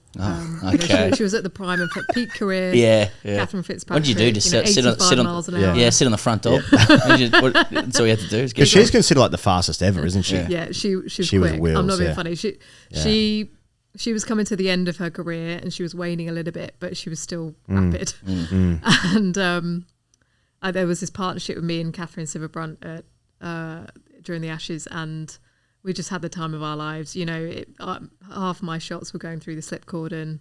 Catherine was getting some through the covers, but we were out there and just literally just lapping it up, and it was so much fun. But she didn't bowl me that many short balls. I was obviously prepared for a lot of short stuff. She didn't. I think, yeah, she must have been fatiguing at that stage. Right. But yeah, it was a lot of. And then Julia Price, who, you know, she's very, very proper. Doesn't really say boo to a goose. Very quiet behind the stumps. yeah, right. Mm. She loved the chat, as most Aussie keepers do, and I remember her saying, "Oh, you love the pull shot, don't you? Why don't you play one of your favourite pull shots?" Because I'd done this like series on Channel 4 with Darren Clough, the cricket Academy. Yeah. And I'd said on there that my favourite shot was the pull shot or something. But yeah, so they just try and get into your mind that way. But I mean, you've forged such a great career with the Olympics and with tennis now and cricket, of course, as well. But like, do you miss playing? I mean, we're talking about what must be some of the greatest days of your entire life. I mean, how could it not be? I mean, just being on a bus in Trafalgar Square where people are just, loving you. I mean, that's pretty hard to replicate, despite doing this podcast, of course. yeah, of course. I mean, this is the highlight of my career. Yes, obviously. Thanks for acknowledging that. I don't miss it. No. I loved the time that I played in. The times I miss it is when I watch a team through usually a test match. They've worked so hard, 4 or 5 days of hard toil, and they come to the end of it and they've won the game. And I just imagine what it's like in the dressing room. And that was my favourite time, was when we won a game, we were in the dressing room, and those celebrations would go on for a long time, right? Yeah. So it's when you're doing something with your mates and all those memories last forever. That's the only thing I really miss. But you get to do that in broadcast now. So, we have a team of people everywhere I go, and when you put something together that produces, amazing coverage, I think you feel really proud of that. And I that's what I'm generally attracted to in anything that I do. So that's pretty cool. The broadcast element of working at Wimbledon and just putting out something that's really, really special. The Fox coverage, BBC at home. So yeah, it's good fun. Quote after the first test from Mike Atherton: "Of all the defeats of the Bazball era, this was the most discouraging." I think do you agree? It was quite deflating, wasn't it? Because they were in such a good position. Ashes cricket, first test, best chance of Perth, years sun, and years and years since where Australia's injured.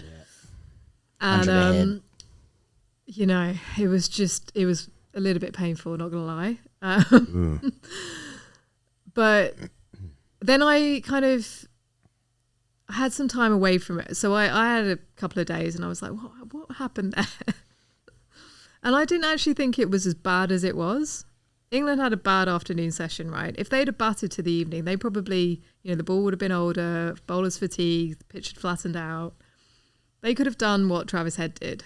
And then, they batted them out of the game. So it was basically one session. I know Travis Head played brilliantly.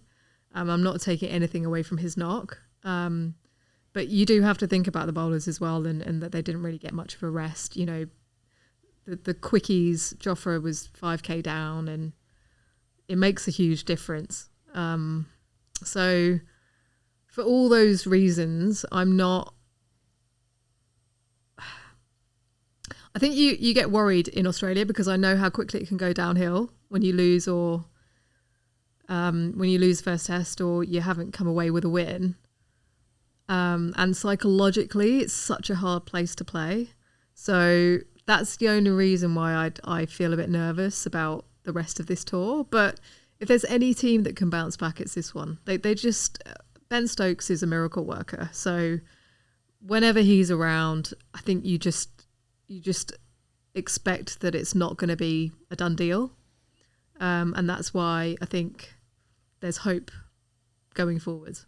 You mentioned the Jofra being 5k down because, his batter's batted for 30 overs again, right? Are you on the side of advocating for a slight refinement to Bazball, like the slogan is Bazball with brains, etc.? Like, do you think that's the route to go down to like try and temper things when it's smart, or are you a double down like advocate, like let's just go again and this time it will work?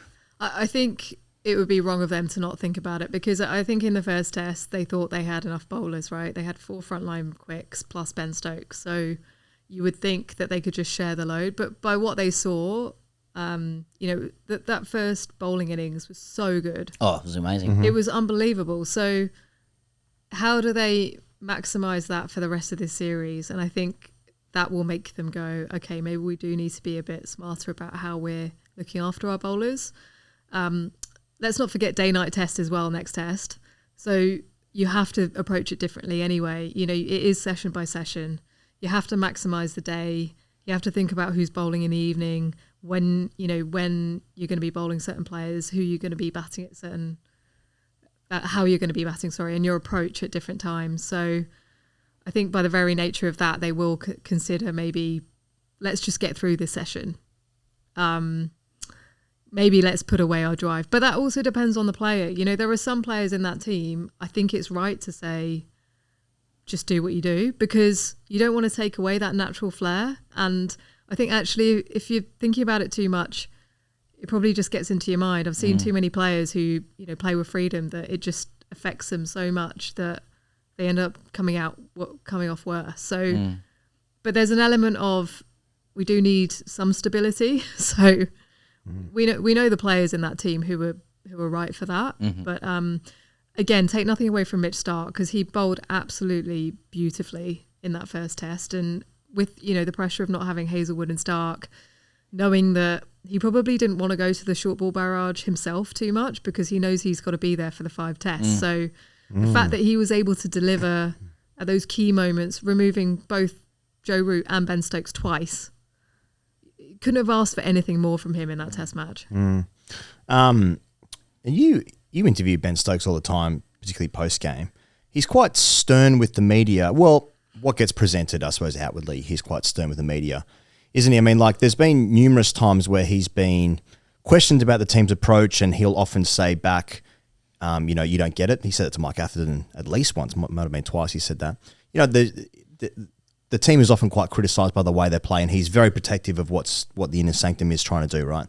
But are you aware of that when, for instance, like this game just gone, I mean, it's an incredible circumstance where, they're batting, and then 4 hours later you're talking to him for the post-match ceremonies. It's just insane how quickly that was. But in those moments, are you anxious of him sort of like snapping back or like biting back a little bit? I think because I've interviewed him a few times, I'm not anxious, but I am very careful about my wording. Right. Yeah, and you have to be with different people as well. But I think there's an honesty to him. Mm-hmm. He does give honesty, but he also does back his team, and you can understand that as a leader. And I understand it in the way they're trying to approach this as well. I think when you hear Baz speak, it's probably a bit more honesty, but Ben never ever wants to bring down his players, which I think is very admirable, actually. And if he's starting to doubt what they're about, then all of a sudden I think the whole team would. So I understand why he speaks the way he does. And on reflection, he's here to win. This is a great opportunity for him and his team. He's not put in all that hard work, got off the drink, put in physically to not come away from here without giving it the best chance. So I think it was a bit like Owen Morgan when he first took over as captain of the one-day team. The first couple of years, they would have unbelievable collapses, but at the same time they would blitz it everywhere as well. So it was a case of seeing where that limit was. Sometimes you just have to let people go to know how far they can go. And then as it got closer and closer to the World Cup, they started to be a bit more composed and smart about the way they played. But even in the World Cup, they were one game away from losing or getting knocked out. And all of a sudden, Owen Morgan, unbelievable century. The team have bounced back. They win every game, get into the final. And then Ben Stokes does performs his miracle. It's a mindset, it's a leadership thing, it's a culture, and he's doing the best he can to try and get the best out of his players. You have to take on Australia, and I think they did get it right at Old Trafford. And when you think about that last Test series, I think there was a lot of talk initially around not putting pressure on the players. So it's okay if we lose as long as the process is right. But I think the thing that sparked that whole series was the Johnny Bairstow incident, because all of a sudden the whole team suddenly, we want to get after the Aussies and we want to win this game. Mm-hmm. We want to win this series. And then all of a sudden you saw a different team. So I think once they get into that mindset, it's so hard to unlock that. I think they'll be sweet. Mm-hmm.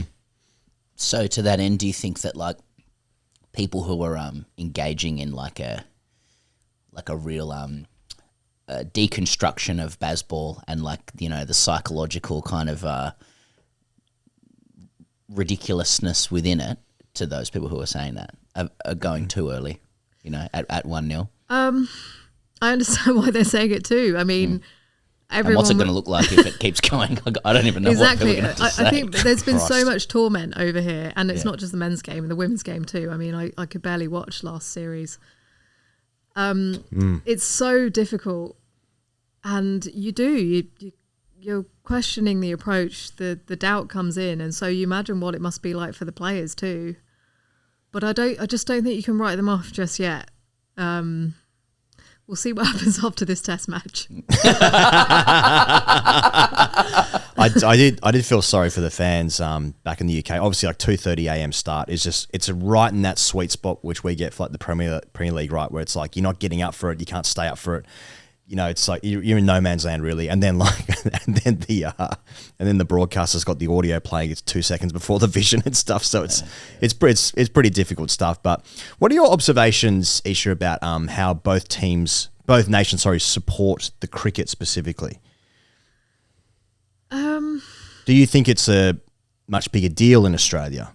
We hear that a lot, right? Yeah. Like we hear a lot of English people say the media here is all consuming and the whole nation's around you, and it feels like it's a really foreign thing for an English player. Yeah, I think the media plays a big part. I think because in the UK, football's pretty much all year round, so it can come in and cover up the cricket, and then we have Wimbledon during the summer as well. So I do think, you know, the cricket fan in the UK and the Test cricket fan is a loyal, passionate fan, and they do get stuck in if they're not happy. So I think it's actually pretty on par. Like when you think about the actual levels of support for Test cricket, both in the UK and Australia, I think it's quite similar, to be honest. Change of tack. You're a graduate in biochemistry and molecular biology and gained a master's of philosophy and neuroscience at University College London. She was such an impressive grounding in science. What conversations did you have with Warnie about his view that we came from aliens?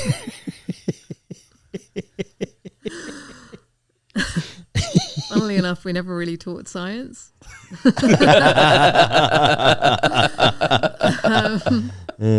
But science of spin bowling and cricket, and, you know, I mean, he was so fascinating. I'd loved listening and learning and watching him, and he was so good to listen to. But yeah, I kind of parked my science chat when that would around the king. got into the commentary box in general. Oh, right. Is there anyone within the game that you could talk science with? Sort of Binger's thing, isn't he? He likes doing the physio stuff. Yeah. Yeah. Who would you back most to just be out? What did you do for your thesis? I can't actually remember. So it was the effect of junk inhibition on the aging peripheral nervous system. Drink inhibition? No, not drink inhibition. But that would be interesting. I was going to say, sorry. Old bloke's getting pissed. It's a bit niche. Who would you most be able to have that conversation with? Well, actually, Heather Knight did science at uni, and Ebony Rayford Brent. Oh, nice. So probably those two. not really sure who else. Yeah, you're really scratching your head there. Slim pickings in the old cricket department. There are ways of making it a bit more, accessible. Yeah. I'm not sure, but I mean, I would But I'm have sure to there really are. rack my brains. I'd have to go there to kind of remember how to really simplify the chat. Yep. Yeah. But it was interesting. I mean, I had to count neurons, which it took all day. It was quite long. Yep. This is really boring chat for you guys, but yeah.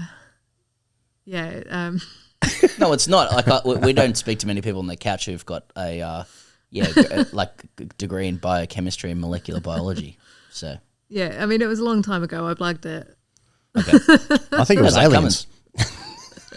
Sorry, that's what you just said. But I do find it fascinating, though. So I am always really interested in how, all these like amazing miracle moments that happen. So like Ben Stokes, Virat Kohli at Melbourne. Mm-hmm. I am fascinated by what's going on in the brain in that moment, like Yep.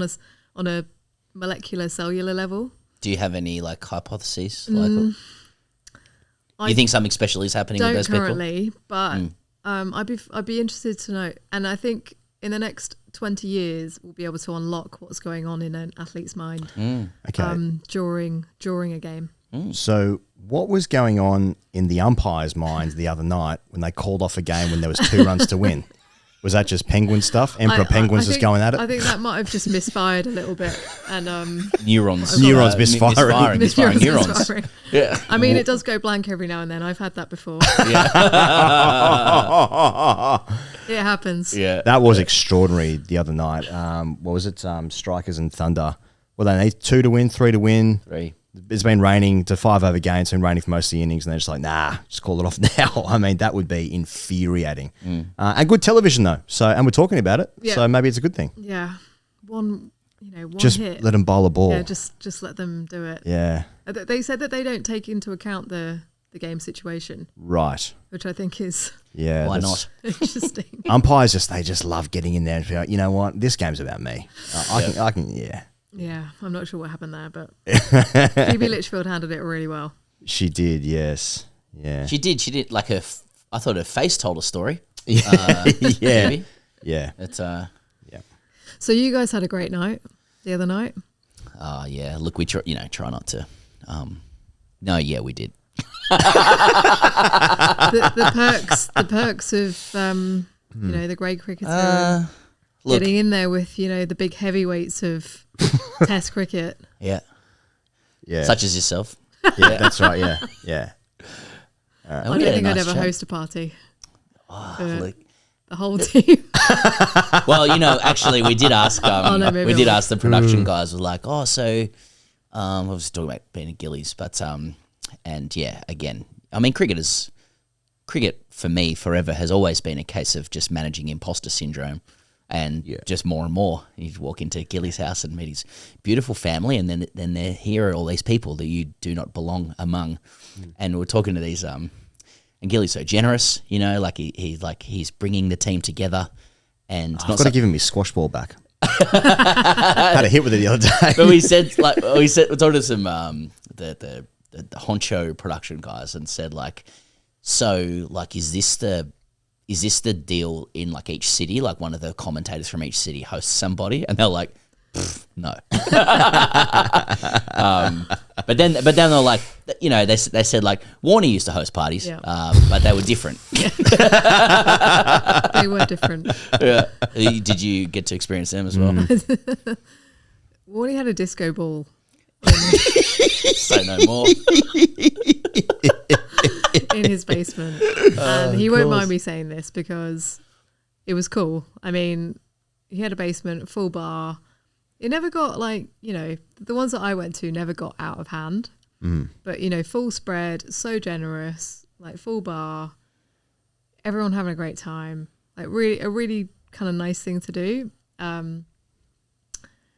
Okay, we're digressing a little bit here, but even if you just wanted to go and not have a big night, it was fine too. Because he wasn't a massive drinker though, wasn't he? No, he just liked his vodka sodas, vodka lime sodas. Yeah. But he was a great host, like both great hosts, obviously. But Warney did love getting people together. Like it made him feel good, and It's awesome. yeah, I think that's part of what makes cricket so special, is getting everyone that you kind of know and love and have played with together to just have a good time, right? I see that quite a bit in Ben Stokes as well. So, you know, he takes the team on trips. He's taken them to like Coldplay concerts, to the F1, and it's all about that kind of like mateship, allyship kind of vibe. And it's great when you're part of it, right? It's an amazing feeling. So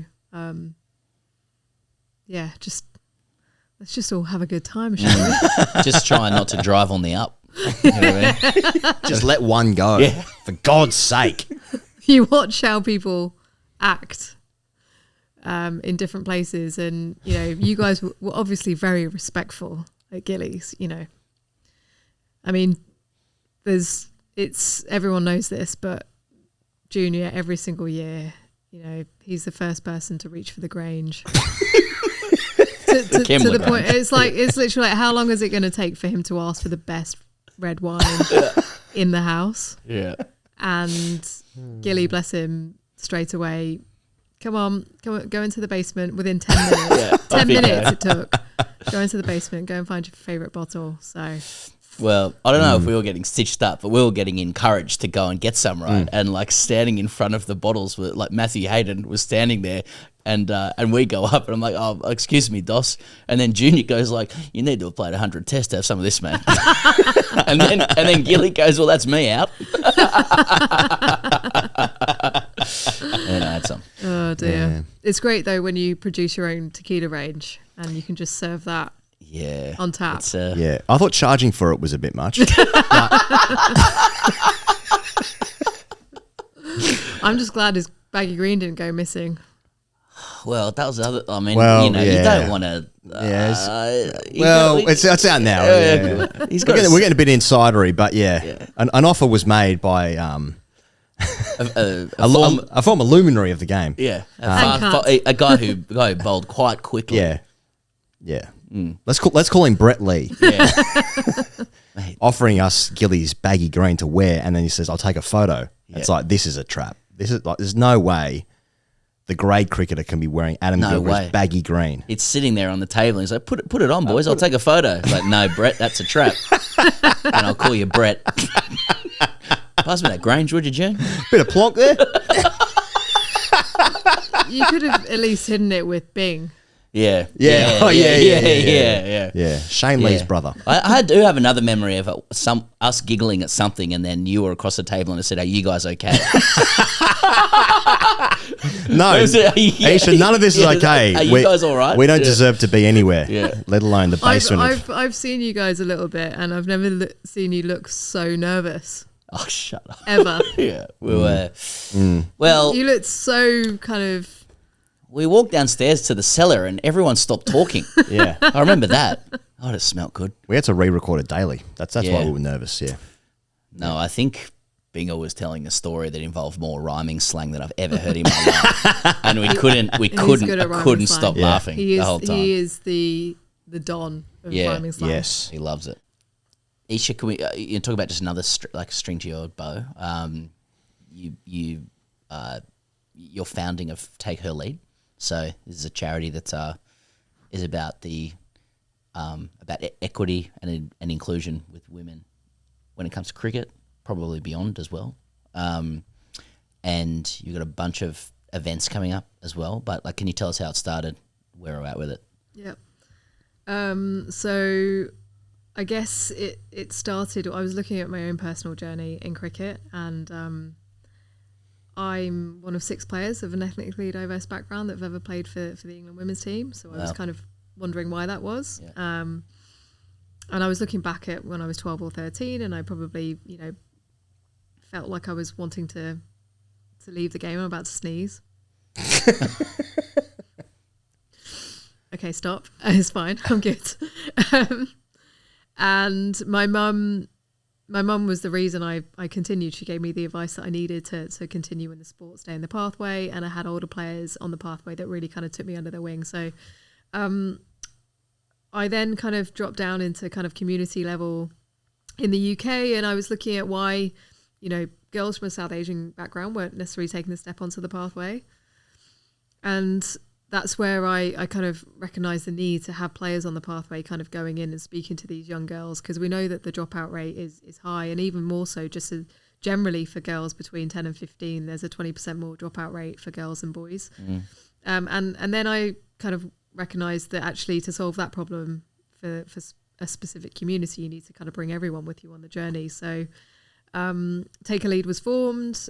It was, you know, really just an opportunity to say that something needs to be done in the game. So raising awareness of that, but also to try and solve the problem. We go and recruit players that are on the pathway, 18 plus. They go in and work with the young girls from underrepresented groups, minority groups. And it's not just about the cricket. So we work with charity partners that provide the cricket session. We take them out of that session, and we do workshops with these young girls to help them develop their self-esteem, their confidence, to keep them coming back to cricket, so that their first experience is as good as it can be. Because I spoke to Moya Dodd, former Matildas player, one of the first 3 women on the FIFA board, and she came out with this amazing, profound quote, which was, boys need to be competitive to feel like they belong. Girls need to feel like they belong before they can be competitive. So in everything that we do, we try and make sure the environment is as good as it can be, so they feel they can take the next step onto the pathway. But after 3 sessions, they've developed confidence, team unity. They identify more as cricketers, which is great.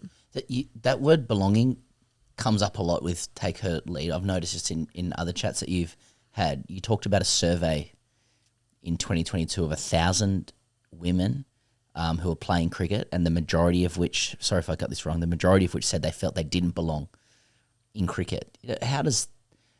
Why do you think that happens? Yeah, so it was women and girls as well. So women and girls. Girls came out with some quotes of reasons why they didn't feel like they belonged at kind of club level. And it was fascinating because some of the same things that were being talked about 20 years ago. So we see all this investment coming in at the top level. It looks amazing.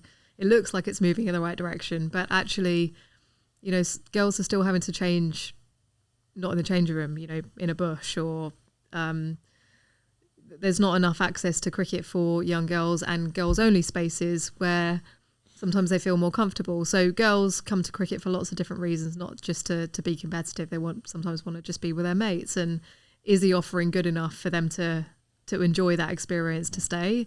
And I recognise this because I wasn't one of those girls. I was a girl that had support from my dad and my brother, played in a boys' team, and I enjoyed playing in a boys' team. I loved being able to get out the boys and show them what I could do, and I was successful early with them. So, but for a lot of girls, that isn't the same experience, and they might leave because of that. They might leave because they haven't got their mates to play with, or it just feels like it's for men and boys.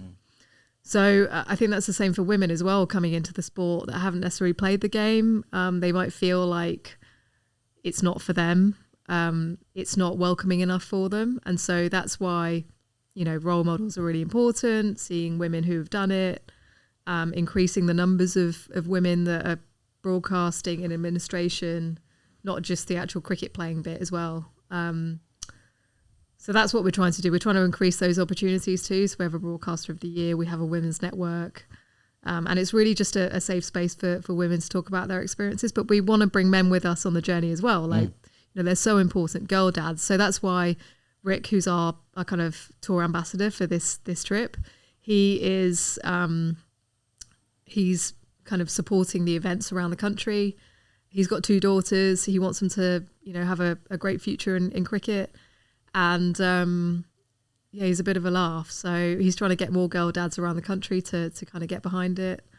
And, you know, I think there's a recognition, because I've stepped out of cricket, right? So I've had the opportunity to play, to work in tennis and at the Olympics. So I see other sports, and they're actually jealous of cricket. Right. They're jealous of cricket because cricket is able to bring lots of different communities to the game, but also it has different formats that can engage different sets of people as well. So, and it's a global sport.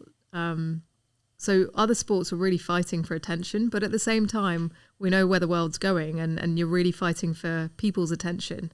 There's so many distractions. So for cricket to be able to thrive and continue to thrive, you need women and girls to be thriving too. You know, I look at India, they want to bid for the Olympics, but if they're not engaging half the population that haven't been engaged before, then they won't be successful with that. And so that's why this World Cup win just gone is massive for the country. And the investment that's being poured in and the WPL and everything there is just, it's amazing for the sport. I was actually going to mention, I hadn't realised you were doing tennis until Pez and I were over there for the England-India Test series, and then turned you on. I think Queens was on, and you were commentating in that. And I find it interesting, like Wimbledon particularly, because now tennis is a sport that hasn't adapted to entertainment principles in the same way that cricket has. You know, attention for eyeballs, got to be shorter, got to be faster, got to be louder, bring in new audiences. You know, we see this with the IPL, the WPL, the Big Bash, the 100, of course. You know, but tennis is like tennis. There is no apart from Hawkeye. There's actually no evolution there to try and fit it into TikTok brain, you know, like it's, but no, they still have the all white clothing policy at Wimbledon. Test cricket's moved away from that with names and numbers on the back of jerseys. I find it interesting that tennis is looks at cricket and says that's actually a great way forward, yet they actually haven't changed their sport too much. It's not like no one's saying like there shouldn't be 5 sets at majors anymore for the men. Yeah. I'm not sure what my question is, but do you like doing tennis? I do like doing tennis. Look, it's sorry, I was just going to rant there, and I'm just feel my thoughts about tennis. Yeah. Anyway, thanks for coming in. It's good. I like it. It's good. We can go there. So it's actually when you're coming from outside, it can be quite intimidating. It's a bit like when I first started working here in Australia. I was a little bit intimidated by you guys, not gonna lie. But the tennis guys, they're all so sweet and lovely, and they really welcomed me in. You know, it was a kind of a last minute thing for me to get that job, but obviously now, you know, I know what it takes to do the broadcast. But one of my kind of most embarrassing moments on the tennis was when you're meeting idols left, right, and centre. John McEnroe, Tim Henman was, I was a big fan of him. You know, watching tennis. Billie Jean King, but the first time I met Martina Navratilova, she saw me in the toilets with my trousers down, and I'll explain why that was. Thank you. When we finish a day's work, we often go up to the rooftop where there's loads of benches, and we do our kind of debrief for the day. And I remember just sitting down, and I felt this prick in my leg, and I was like, "Oh, I think that's wood. I think that's a splinter." So I'm like, that's pierced my trousers. It's gone into my skin. Okay. What am I going to do? Thankfully, Sandy, who's our floor manager, former paramedic, she's like, okay, let's just see. It was basic. I couldn't get the trousers off. It was literally stuck. Right. So, and I knew that I couldn't pull it out because it was big. How big is this splinter? It was like that big. You have to get a paramedic. It was that big. Okay. So I'm like, fuck, what am I going to do? So I'm like, literally, I get up and I walk down to the toilets, and she's having a look at it. She's like, okay. She's trying to stay, she's a Scottish lady, absolute legend. She's like, right, okay, let's think about what we're going to do here. I'm going to try and like, you standing up, we're going to try and do it. And couldn't do it. So trousers down.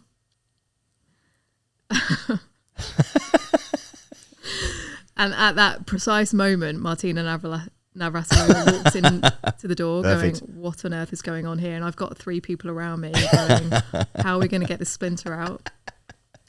She's like, right, okay, the angle's not great here. We're going to have to get you lying down on the floor. So lying down. Tracy Austin walks in, sees me lying down on the floor, pretty much just in my pants. Yeah. And I'm like, Sandy, please, just how are we going to do this? How are we going to get this thing out? She's like, it's okay, don't worry. And every time she gets close to pulling it out, I'm like freaking out and I'm like shrieking like crazy. So more and more people start coming into the toilets. There's like a massive scene. I'm like, this is so embarrassing. Martina's just seen me pretty much pants down. How is this gonna?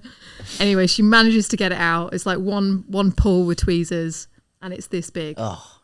And I'm like, oh my God, like I never sued Wimbledon, I have to say. Haven't spoken to her since.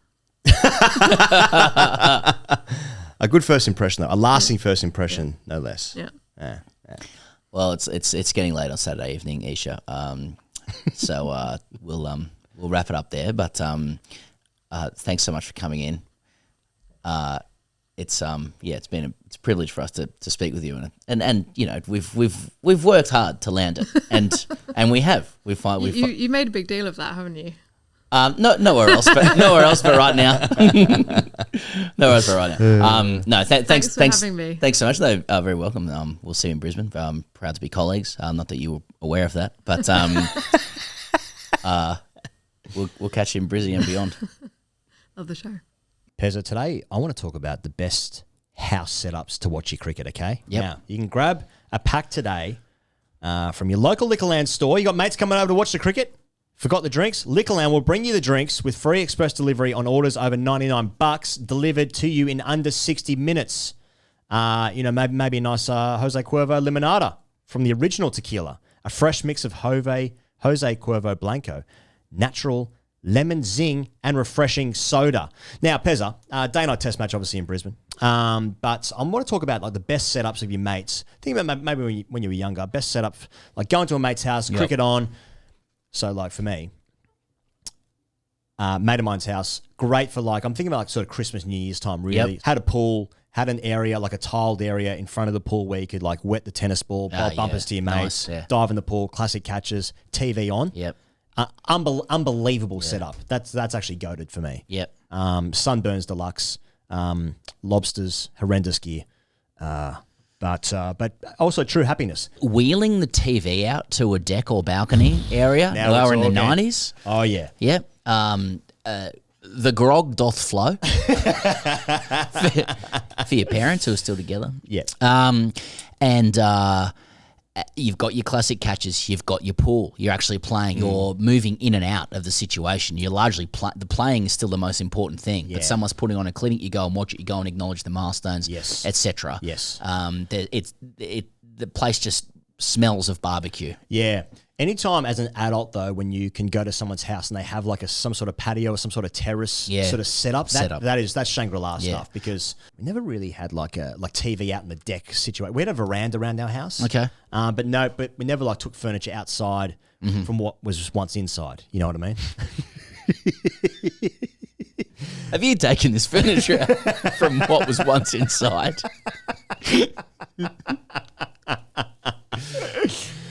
But then... Well, yeah, and it's all become a little dystopian now, because while we're talking there about like real life examples that you experience with your sentient physical body, now it's just like scrolling Insta for AI generated pads that invites your girlfriend to pick the one that you would want most, and then you go through 6 different AI generated like total like boy pads, man caves, and you've got the pool table there, and you've got like 17 screens, and then like, you've got the Jumbotron thing, video games, and I always get really taken with the sleep ones, like what's the most relaxing room, and each room is beautiful. It's in the mountains or it's in the forest or snow or whatever, but none of them have curtains. Can't even fucking sleep. Anyway, but that's an aside. That's a separate thing. That's a separate issue. Like I probably don't have a pool table in mind, because I don't like playing games while I'm enjoying alcohol. Like I don't like like maybe a table tennis. I don't like playing cards. I don't like engaging my brain in that situation. I want to watch cricket and deliver asides. Here's one the side of my mouth. My favourite things to do, like living with housemates, was to have the cricket on, case of beers perhaps, and you're commentating on the commentators. Oh, of course. I can't stand this bloke. And then after a few drinks, you decide, you know what we should do? Start a podcast. Yeah, when I think about like the American man cave or like the Jumbotron with like four screens on the ceiling, Yeah. that'd be a horrendous way to consume sport. Yes. Like your mate's watching ice hockey, you're watching the NBA, there's cricket around the other one, Yeah. some guys playing buck hunter in the corner. Yeah, multi-screen, get out of here for me. Like there's too much going on. Too much going on. But there's options, I suppose. There are options. I mean, anytime anyone has like an apartment, if you're living with mates, and they're just like, come on over, and they've got a good setup. I mean, that is because I don't want people coming to my house, my kingdom. I want to go to someone's house and ruin it. Yeah, that's right. I want with empties. Yeah, I want all of the rights and none of the obligations.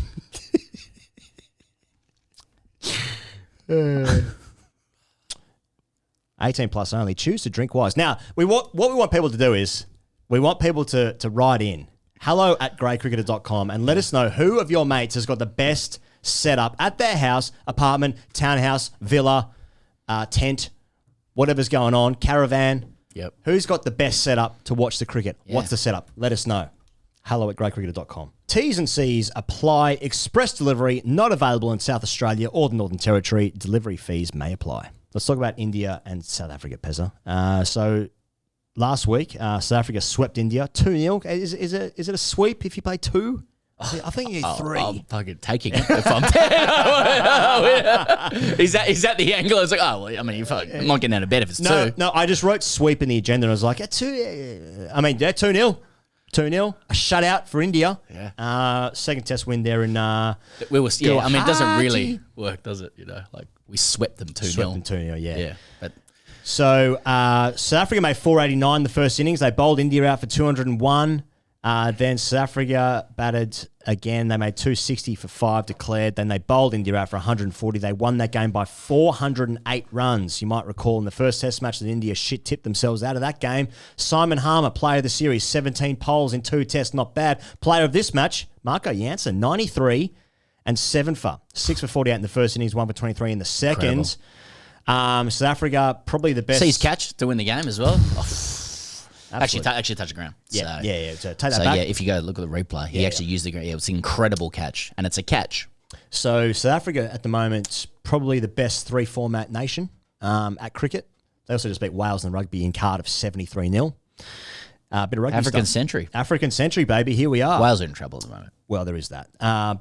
So, you know, once again, fair play to South Africa. Unbelievable series result. Fantastic for them. Now, under Gambier, India have won 3 of 10 matches. Let's move to India. Yeah, well, yeah.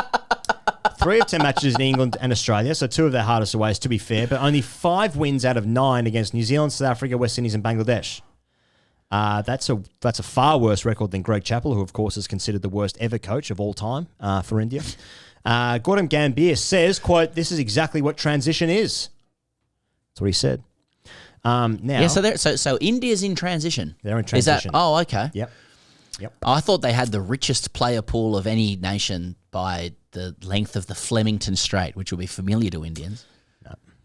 So they're in. So Gambhir is pronouncing the So he should have come into the team. That's what the experienced Premier League manager does. Yeah. It comes in and lowers expectations. That's right. That's right. Almost like when England won from 17, and then everything from there is up. Totally right. Now, India have 10 tests left in the World Test Championship cycle. They're currently 5th. Their win percentage is 48%. Stay with me here. They play against Afghanistan for 1, Sri Lanka away for 2, New Zealand away for 2, and then they finish their cycle with 5 at home against Australia. That's in sort of 14, 15 months' time, right? So to make the World Test Championship final, they have to be nearly perfect out of those next 10 games. So, you know, given they are by far the richest board, they have the deepest talent pool, etc. I'd suggest that it'd be quite disastrous if they're not there or thereabouts, but they're going to have to be pretty impressive from here on in. And, of course, Australia play 3 tests in South Africa in less than a year's time, which is going to be red hot because South Africa, I mean, how could you say they're not the best test team in the world at the moment? I'll say it. Who have they played? India in transition. We already made this mistake once. I mean, it's incredible. It's incredible what South Africa's done. They take another step towards becoming the villains that we are asking them to be. Yeah. Okay. Well, the coach had a go. Shukri Conrad, ahead of the final day, did say that he really, of India, wanted them to really grovel. I'm not going to go down the Gideon route and say it's evidence of an impoverished vocabulary. Yeah. But I'd suggest the connotations don't. The connotations distract from what he's probably trying to say. Yeah, really. Yeah. Shouldn't have said it. No, you can still do well without that kind of stuff. Yeah. It kind of actually gets in the way of his own excellent achievements as a coach, to be honest. South Africa are looking good. And I suppose they're 1 foot in the World Test Championship final because they probably don't play any more tests. They got us. Is there anything else? Yeah, is there anything else? I mean, that'll be that's them done. That'll be their first home test matches since, I reckon, Pakistan. Yeah, they don't. There was a huge gap there. Yeah, that's right. Yeah. Yeah. Temba Bavuma, something like 11 wins from 12 tests as well. Unreal. So they're getting around Temba. It's awesome. Look, watching Simon Harmer, that's the story here. He was near on unplayable. Obviously, 53 years as a Colpack player in England. Calls up Shukri Conrad and Markram and says any danger of a game. Yep. And they add him in as I think who did they have? Muthusamy and Maharaj are the leading spinners, and they said you can have a game, and he's just blitzed him. And you sort of expect when experienced spinners come over to India, they're going to bowl to guys who you expect to be really good against spin. Yeah. But this Indian team does not look like that. And after having finally cut the cord on some of these really old guys, I see Gambia is now saying we're in transition. Yeah. I mean, let's call it out. It's not working under him. The way he's defended his tenure, is to call out his white ball successes. That's a different sport, really. Yeah. Probably the sooner they get a different test match coach in, the better. Just being aware of how the machinations of these things work at the BCCI. Yeah. Shubman Gill was not playing the second test match. Probably worth noting, and essentially didn't play the first. Yeah, that's right. Rishabh was captain for the second test. So there was that. Now, let's talk about the real stuff, Pezza. The first ODI against South Africa in India. Now we're talking. It was in Ranchi. India made 349 for 8. Kohli made 135 off 120. South Africa fell 17 runs short. Here's what Kohli said. I've said it before. If I'm arriving somewhere, I'll arrive at 120%. Oh, yes. Now, he received his 44th Player of the Match award in ODIs.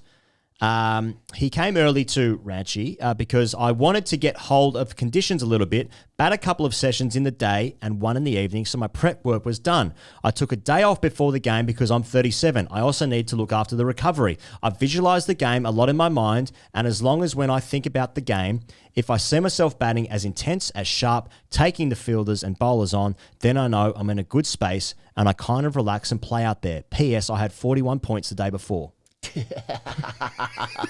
I mean, after what Indians had to expose themselves to with their team's meek capitulation against South Africa in their own home conditions, to roll that into a Kohli 130 is like the epitome of take me back runs, isn't it? Can I also add Rohit hit a 6, and that means, Pezza, that he has passed Shahid Afridi's 15-year-old record of most sixes, 351 in ODI cricket. Well, so Rohit's 6 record, Kohli 130, player of the match. They 1-0 up in the white ball series. We're back, baby. Now, we are so back. I wouldn't mind it'd be great to actually do an economic analysis into profits from the test matches versus that game, and just see where we're at vis-a-vis eyeballs, vis-a-vis conversation. South Africa's killing the game. Exactly. That's really where I'm getting at. Disappointing.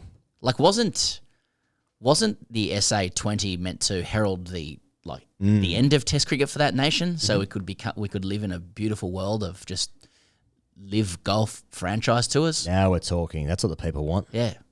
Mm-hmm. That's what people who love the game want. Oh, we haven't got and it was nice to see with the men's T20 World Cup groups. It was nice to see that. Well, I'll tell you what, it's nice to see Italy knocking about, and we are going to sit down with like 4 or 5 of their players in one go. Yep, that's going to happen. Yep, we're gonna fly to where we need to fly to. Yep, Milan. We're gonna for the Olympics, the Winter Olympics. This should be negotiated, but we are mates with about 4 or 5 of the blokes in the team. That's gonna be fucking awesome. Yep. I also noted Group A. USA, Netherlands, Namibia, India, and Pakistan. Interesting. So Pakistan have to play the US again. That's my big takeaway from that, Pezza. Not that India and Pakistan are playing against each other for the billionth time in a World Cup game. I saw Jay Shah got named Indian of the Year the other day.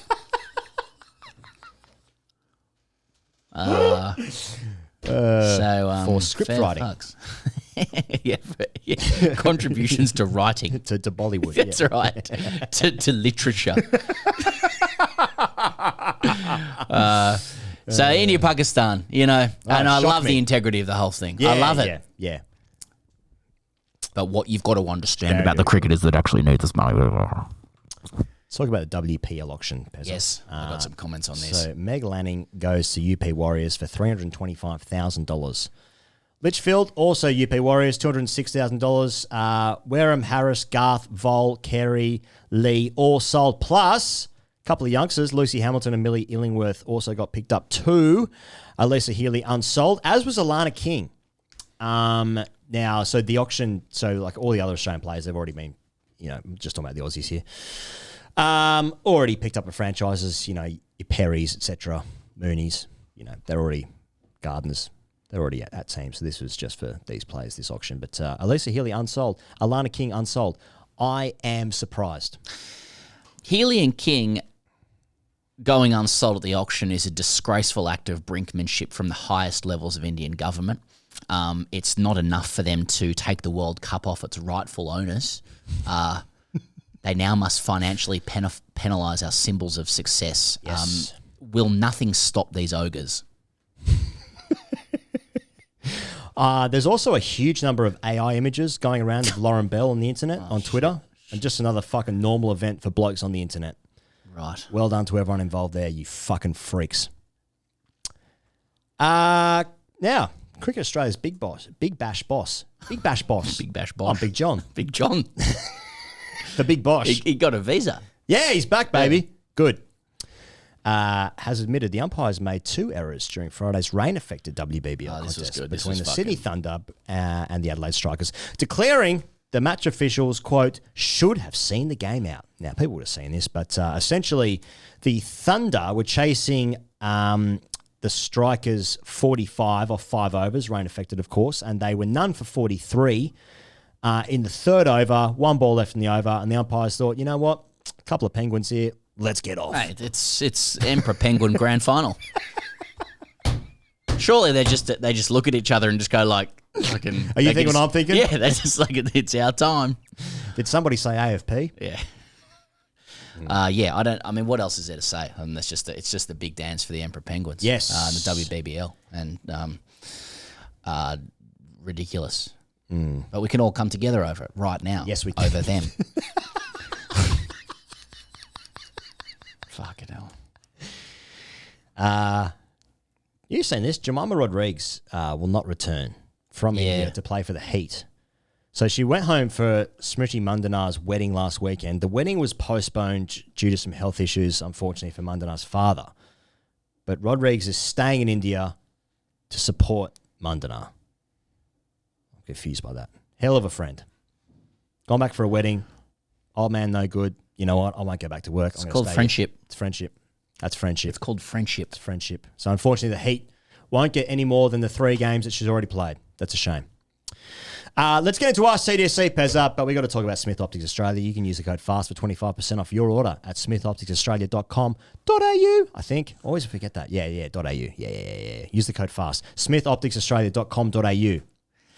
If you head to the website, you can see dear friend of the show and performer at one of our Adelaide and Melbourne shows, Tim Hewitt. Huey has been uploaded onto the Smith website after going big...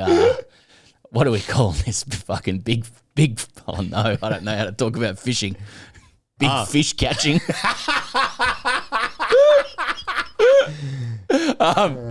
Wearing Smith prescription sunnies. Trophy fishing? Thank you, sir. Yeah. No, I'm going to go with big fish catching. But he's got the Smith prescription sunnies, and fuck, they fit in a treat. Okay. They fit on him a treat. So versatile, the Smiths. He is holding with two hands an enormous fucking piece of fish. Hey, Huey. I'm not surprised. He looks incredible.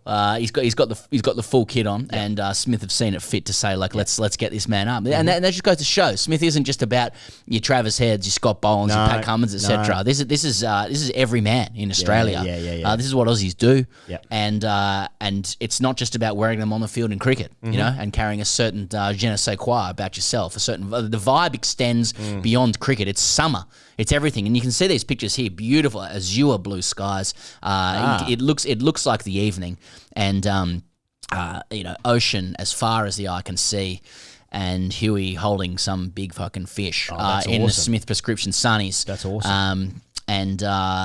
He's seen him. You know, they've seen it fit to promote him. Yeah. So I noticed as well, Pezza. I might actually put my paces on here as well. I noticed as well that I got the sliders. I noticed that as Usman Khawaja limped off the field in Perth, that he was wearing Smiths. So you're thinking, like, you know, maybe am I the age demographic of Smith Optics? And let me tell you, if you are hoping to have 41 points, you know, if you're looking at 5 over off the stick, you know, before a test match, and you're 39 years old, well, you can look fucking good in Smith Optics. smithopticsaustralia.com.au. Use the code FAST. You only pay 3/4 of the price. You fucking idiot. Okay? Just stop, especially around Christmas. Stop thinking. Just get Stop into it thinking now. about it. Stop thinking. Stop thinking and put the glasses on. You dopey fucking cunt.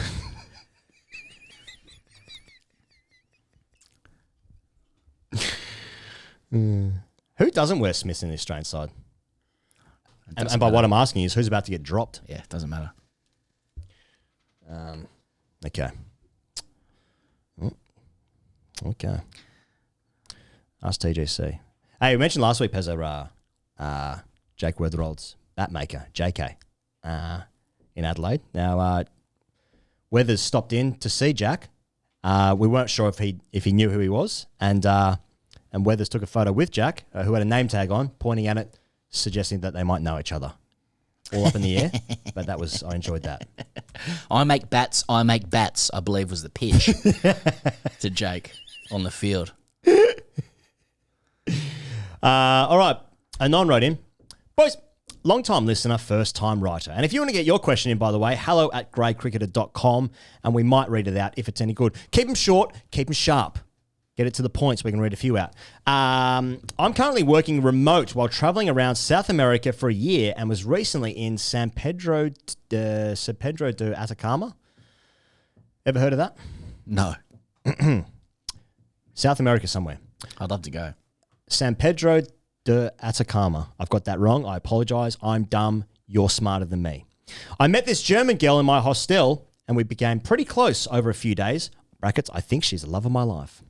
While chatting, she asked if I played any sports growing up. I said, cricket. Do you know what that is? She goes, yeah, I think so. Show me a cricket pose. What cricket pose does one fall back on in that situation? The feather to the keeper, the front dog defence, roll the arm over maybe? I opted for fuck no in my response, but it got me thinking, what cricket pose could have explained the code and left a lasting impression on this German girl I'll never see again? Love what you guys do. Thanks, Anon. Fantastic question. He's made a decision that will sustain the relationship, I'd imagine. Yeah. Because off the top of my head, I can't think of a single cricket pose that might leave an unfamiliar prospective partner more engaged with you? Yeah. You know, can you think of anything? 'Cause my first thought is obviously play and miss or nicking one that just gets away and your bat follows it. Your bat's outside fifth stump now. My first thought was jilking. Yeah, some of the familiar poses. Yeah, mine is when I'm driving into a car park and lifting only one finger off the steering wheel to wave at a teammate, but taking note of whether that teammate's more senior than me or not. Yep. So I'm actually just swinging a car wheel and just go. Others would be doing the whistle to try and get the boundary rider's attention. Yeah, he just starts yelling out squarer to her. Please. Yeah, please. Passive aggressively. Yeah. Throws up, please. What about pretending you're the captain and saying, next over that end? Yep. Thanks, Sammy, at the end of the spell because you've been hit around. What about bowler's name? Yep. Fuck's sake, throws up. Yep. We're just yelling things out at her now. Just yelling things out. Yeah. What about actually being squared up? Yeah, that's what I'm thinking. Like a jazz move. Yeah. That could easily be jazz. Yeah. Taking centre and then just marking centre. 2 legs, thanks. Yeah. No one knows what that is. Motioning for the sight screen to move a little bit one way. Or gloves. I remember. Yeah, boys, gloves. Yeah, just start doing this one's. What about crying into your hands?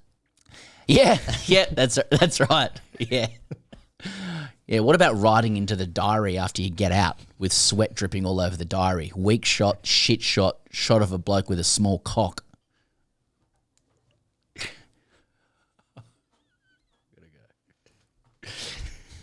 Well, I think that'll do for this week. That'll do for this week. We can read more out next week. hello@greatcricket.com for your Ask TGCs. We've got to get out of here. See you guys in Brisbane in the next couple of days. Cheers.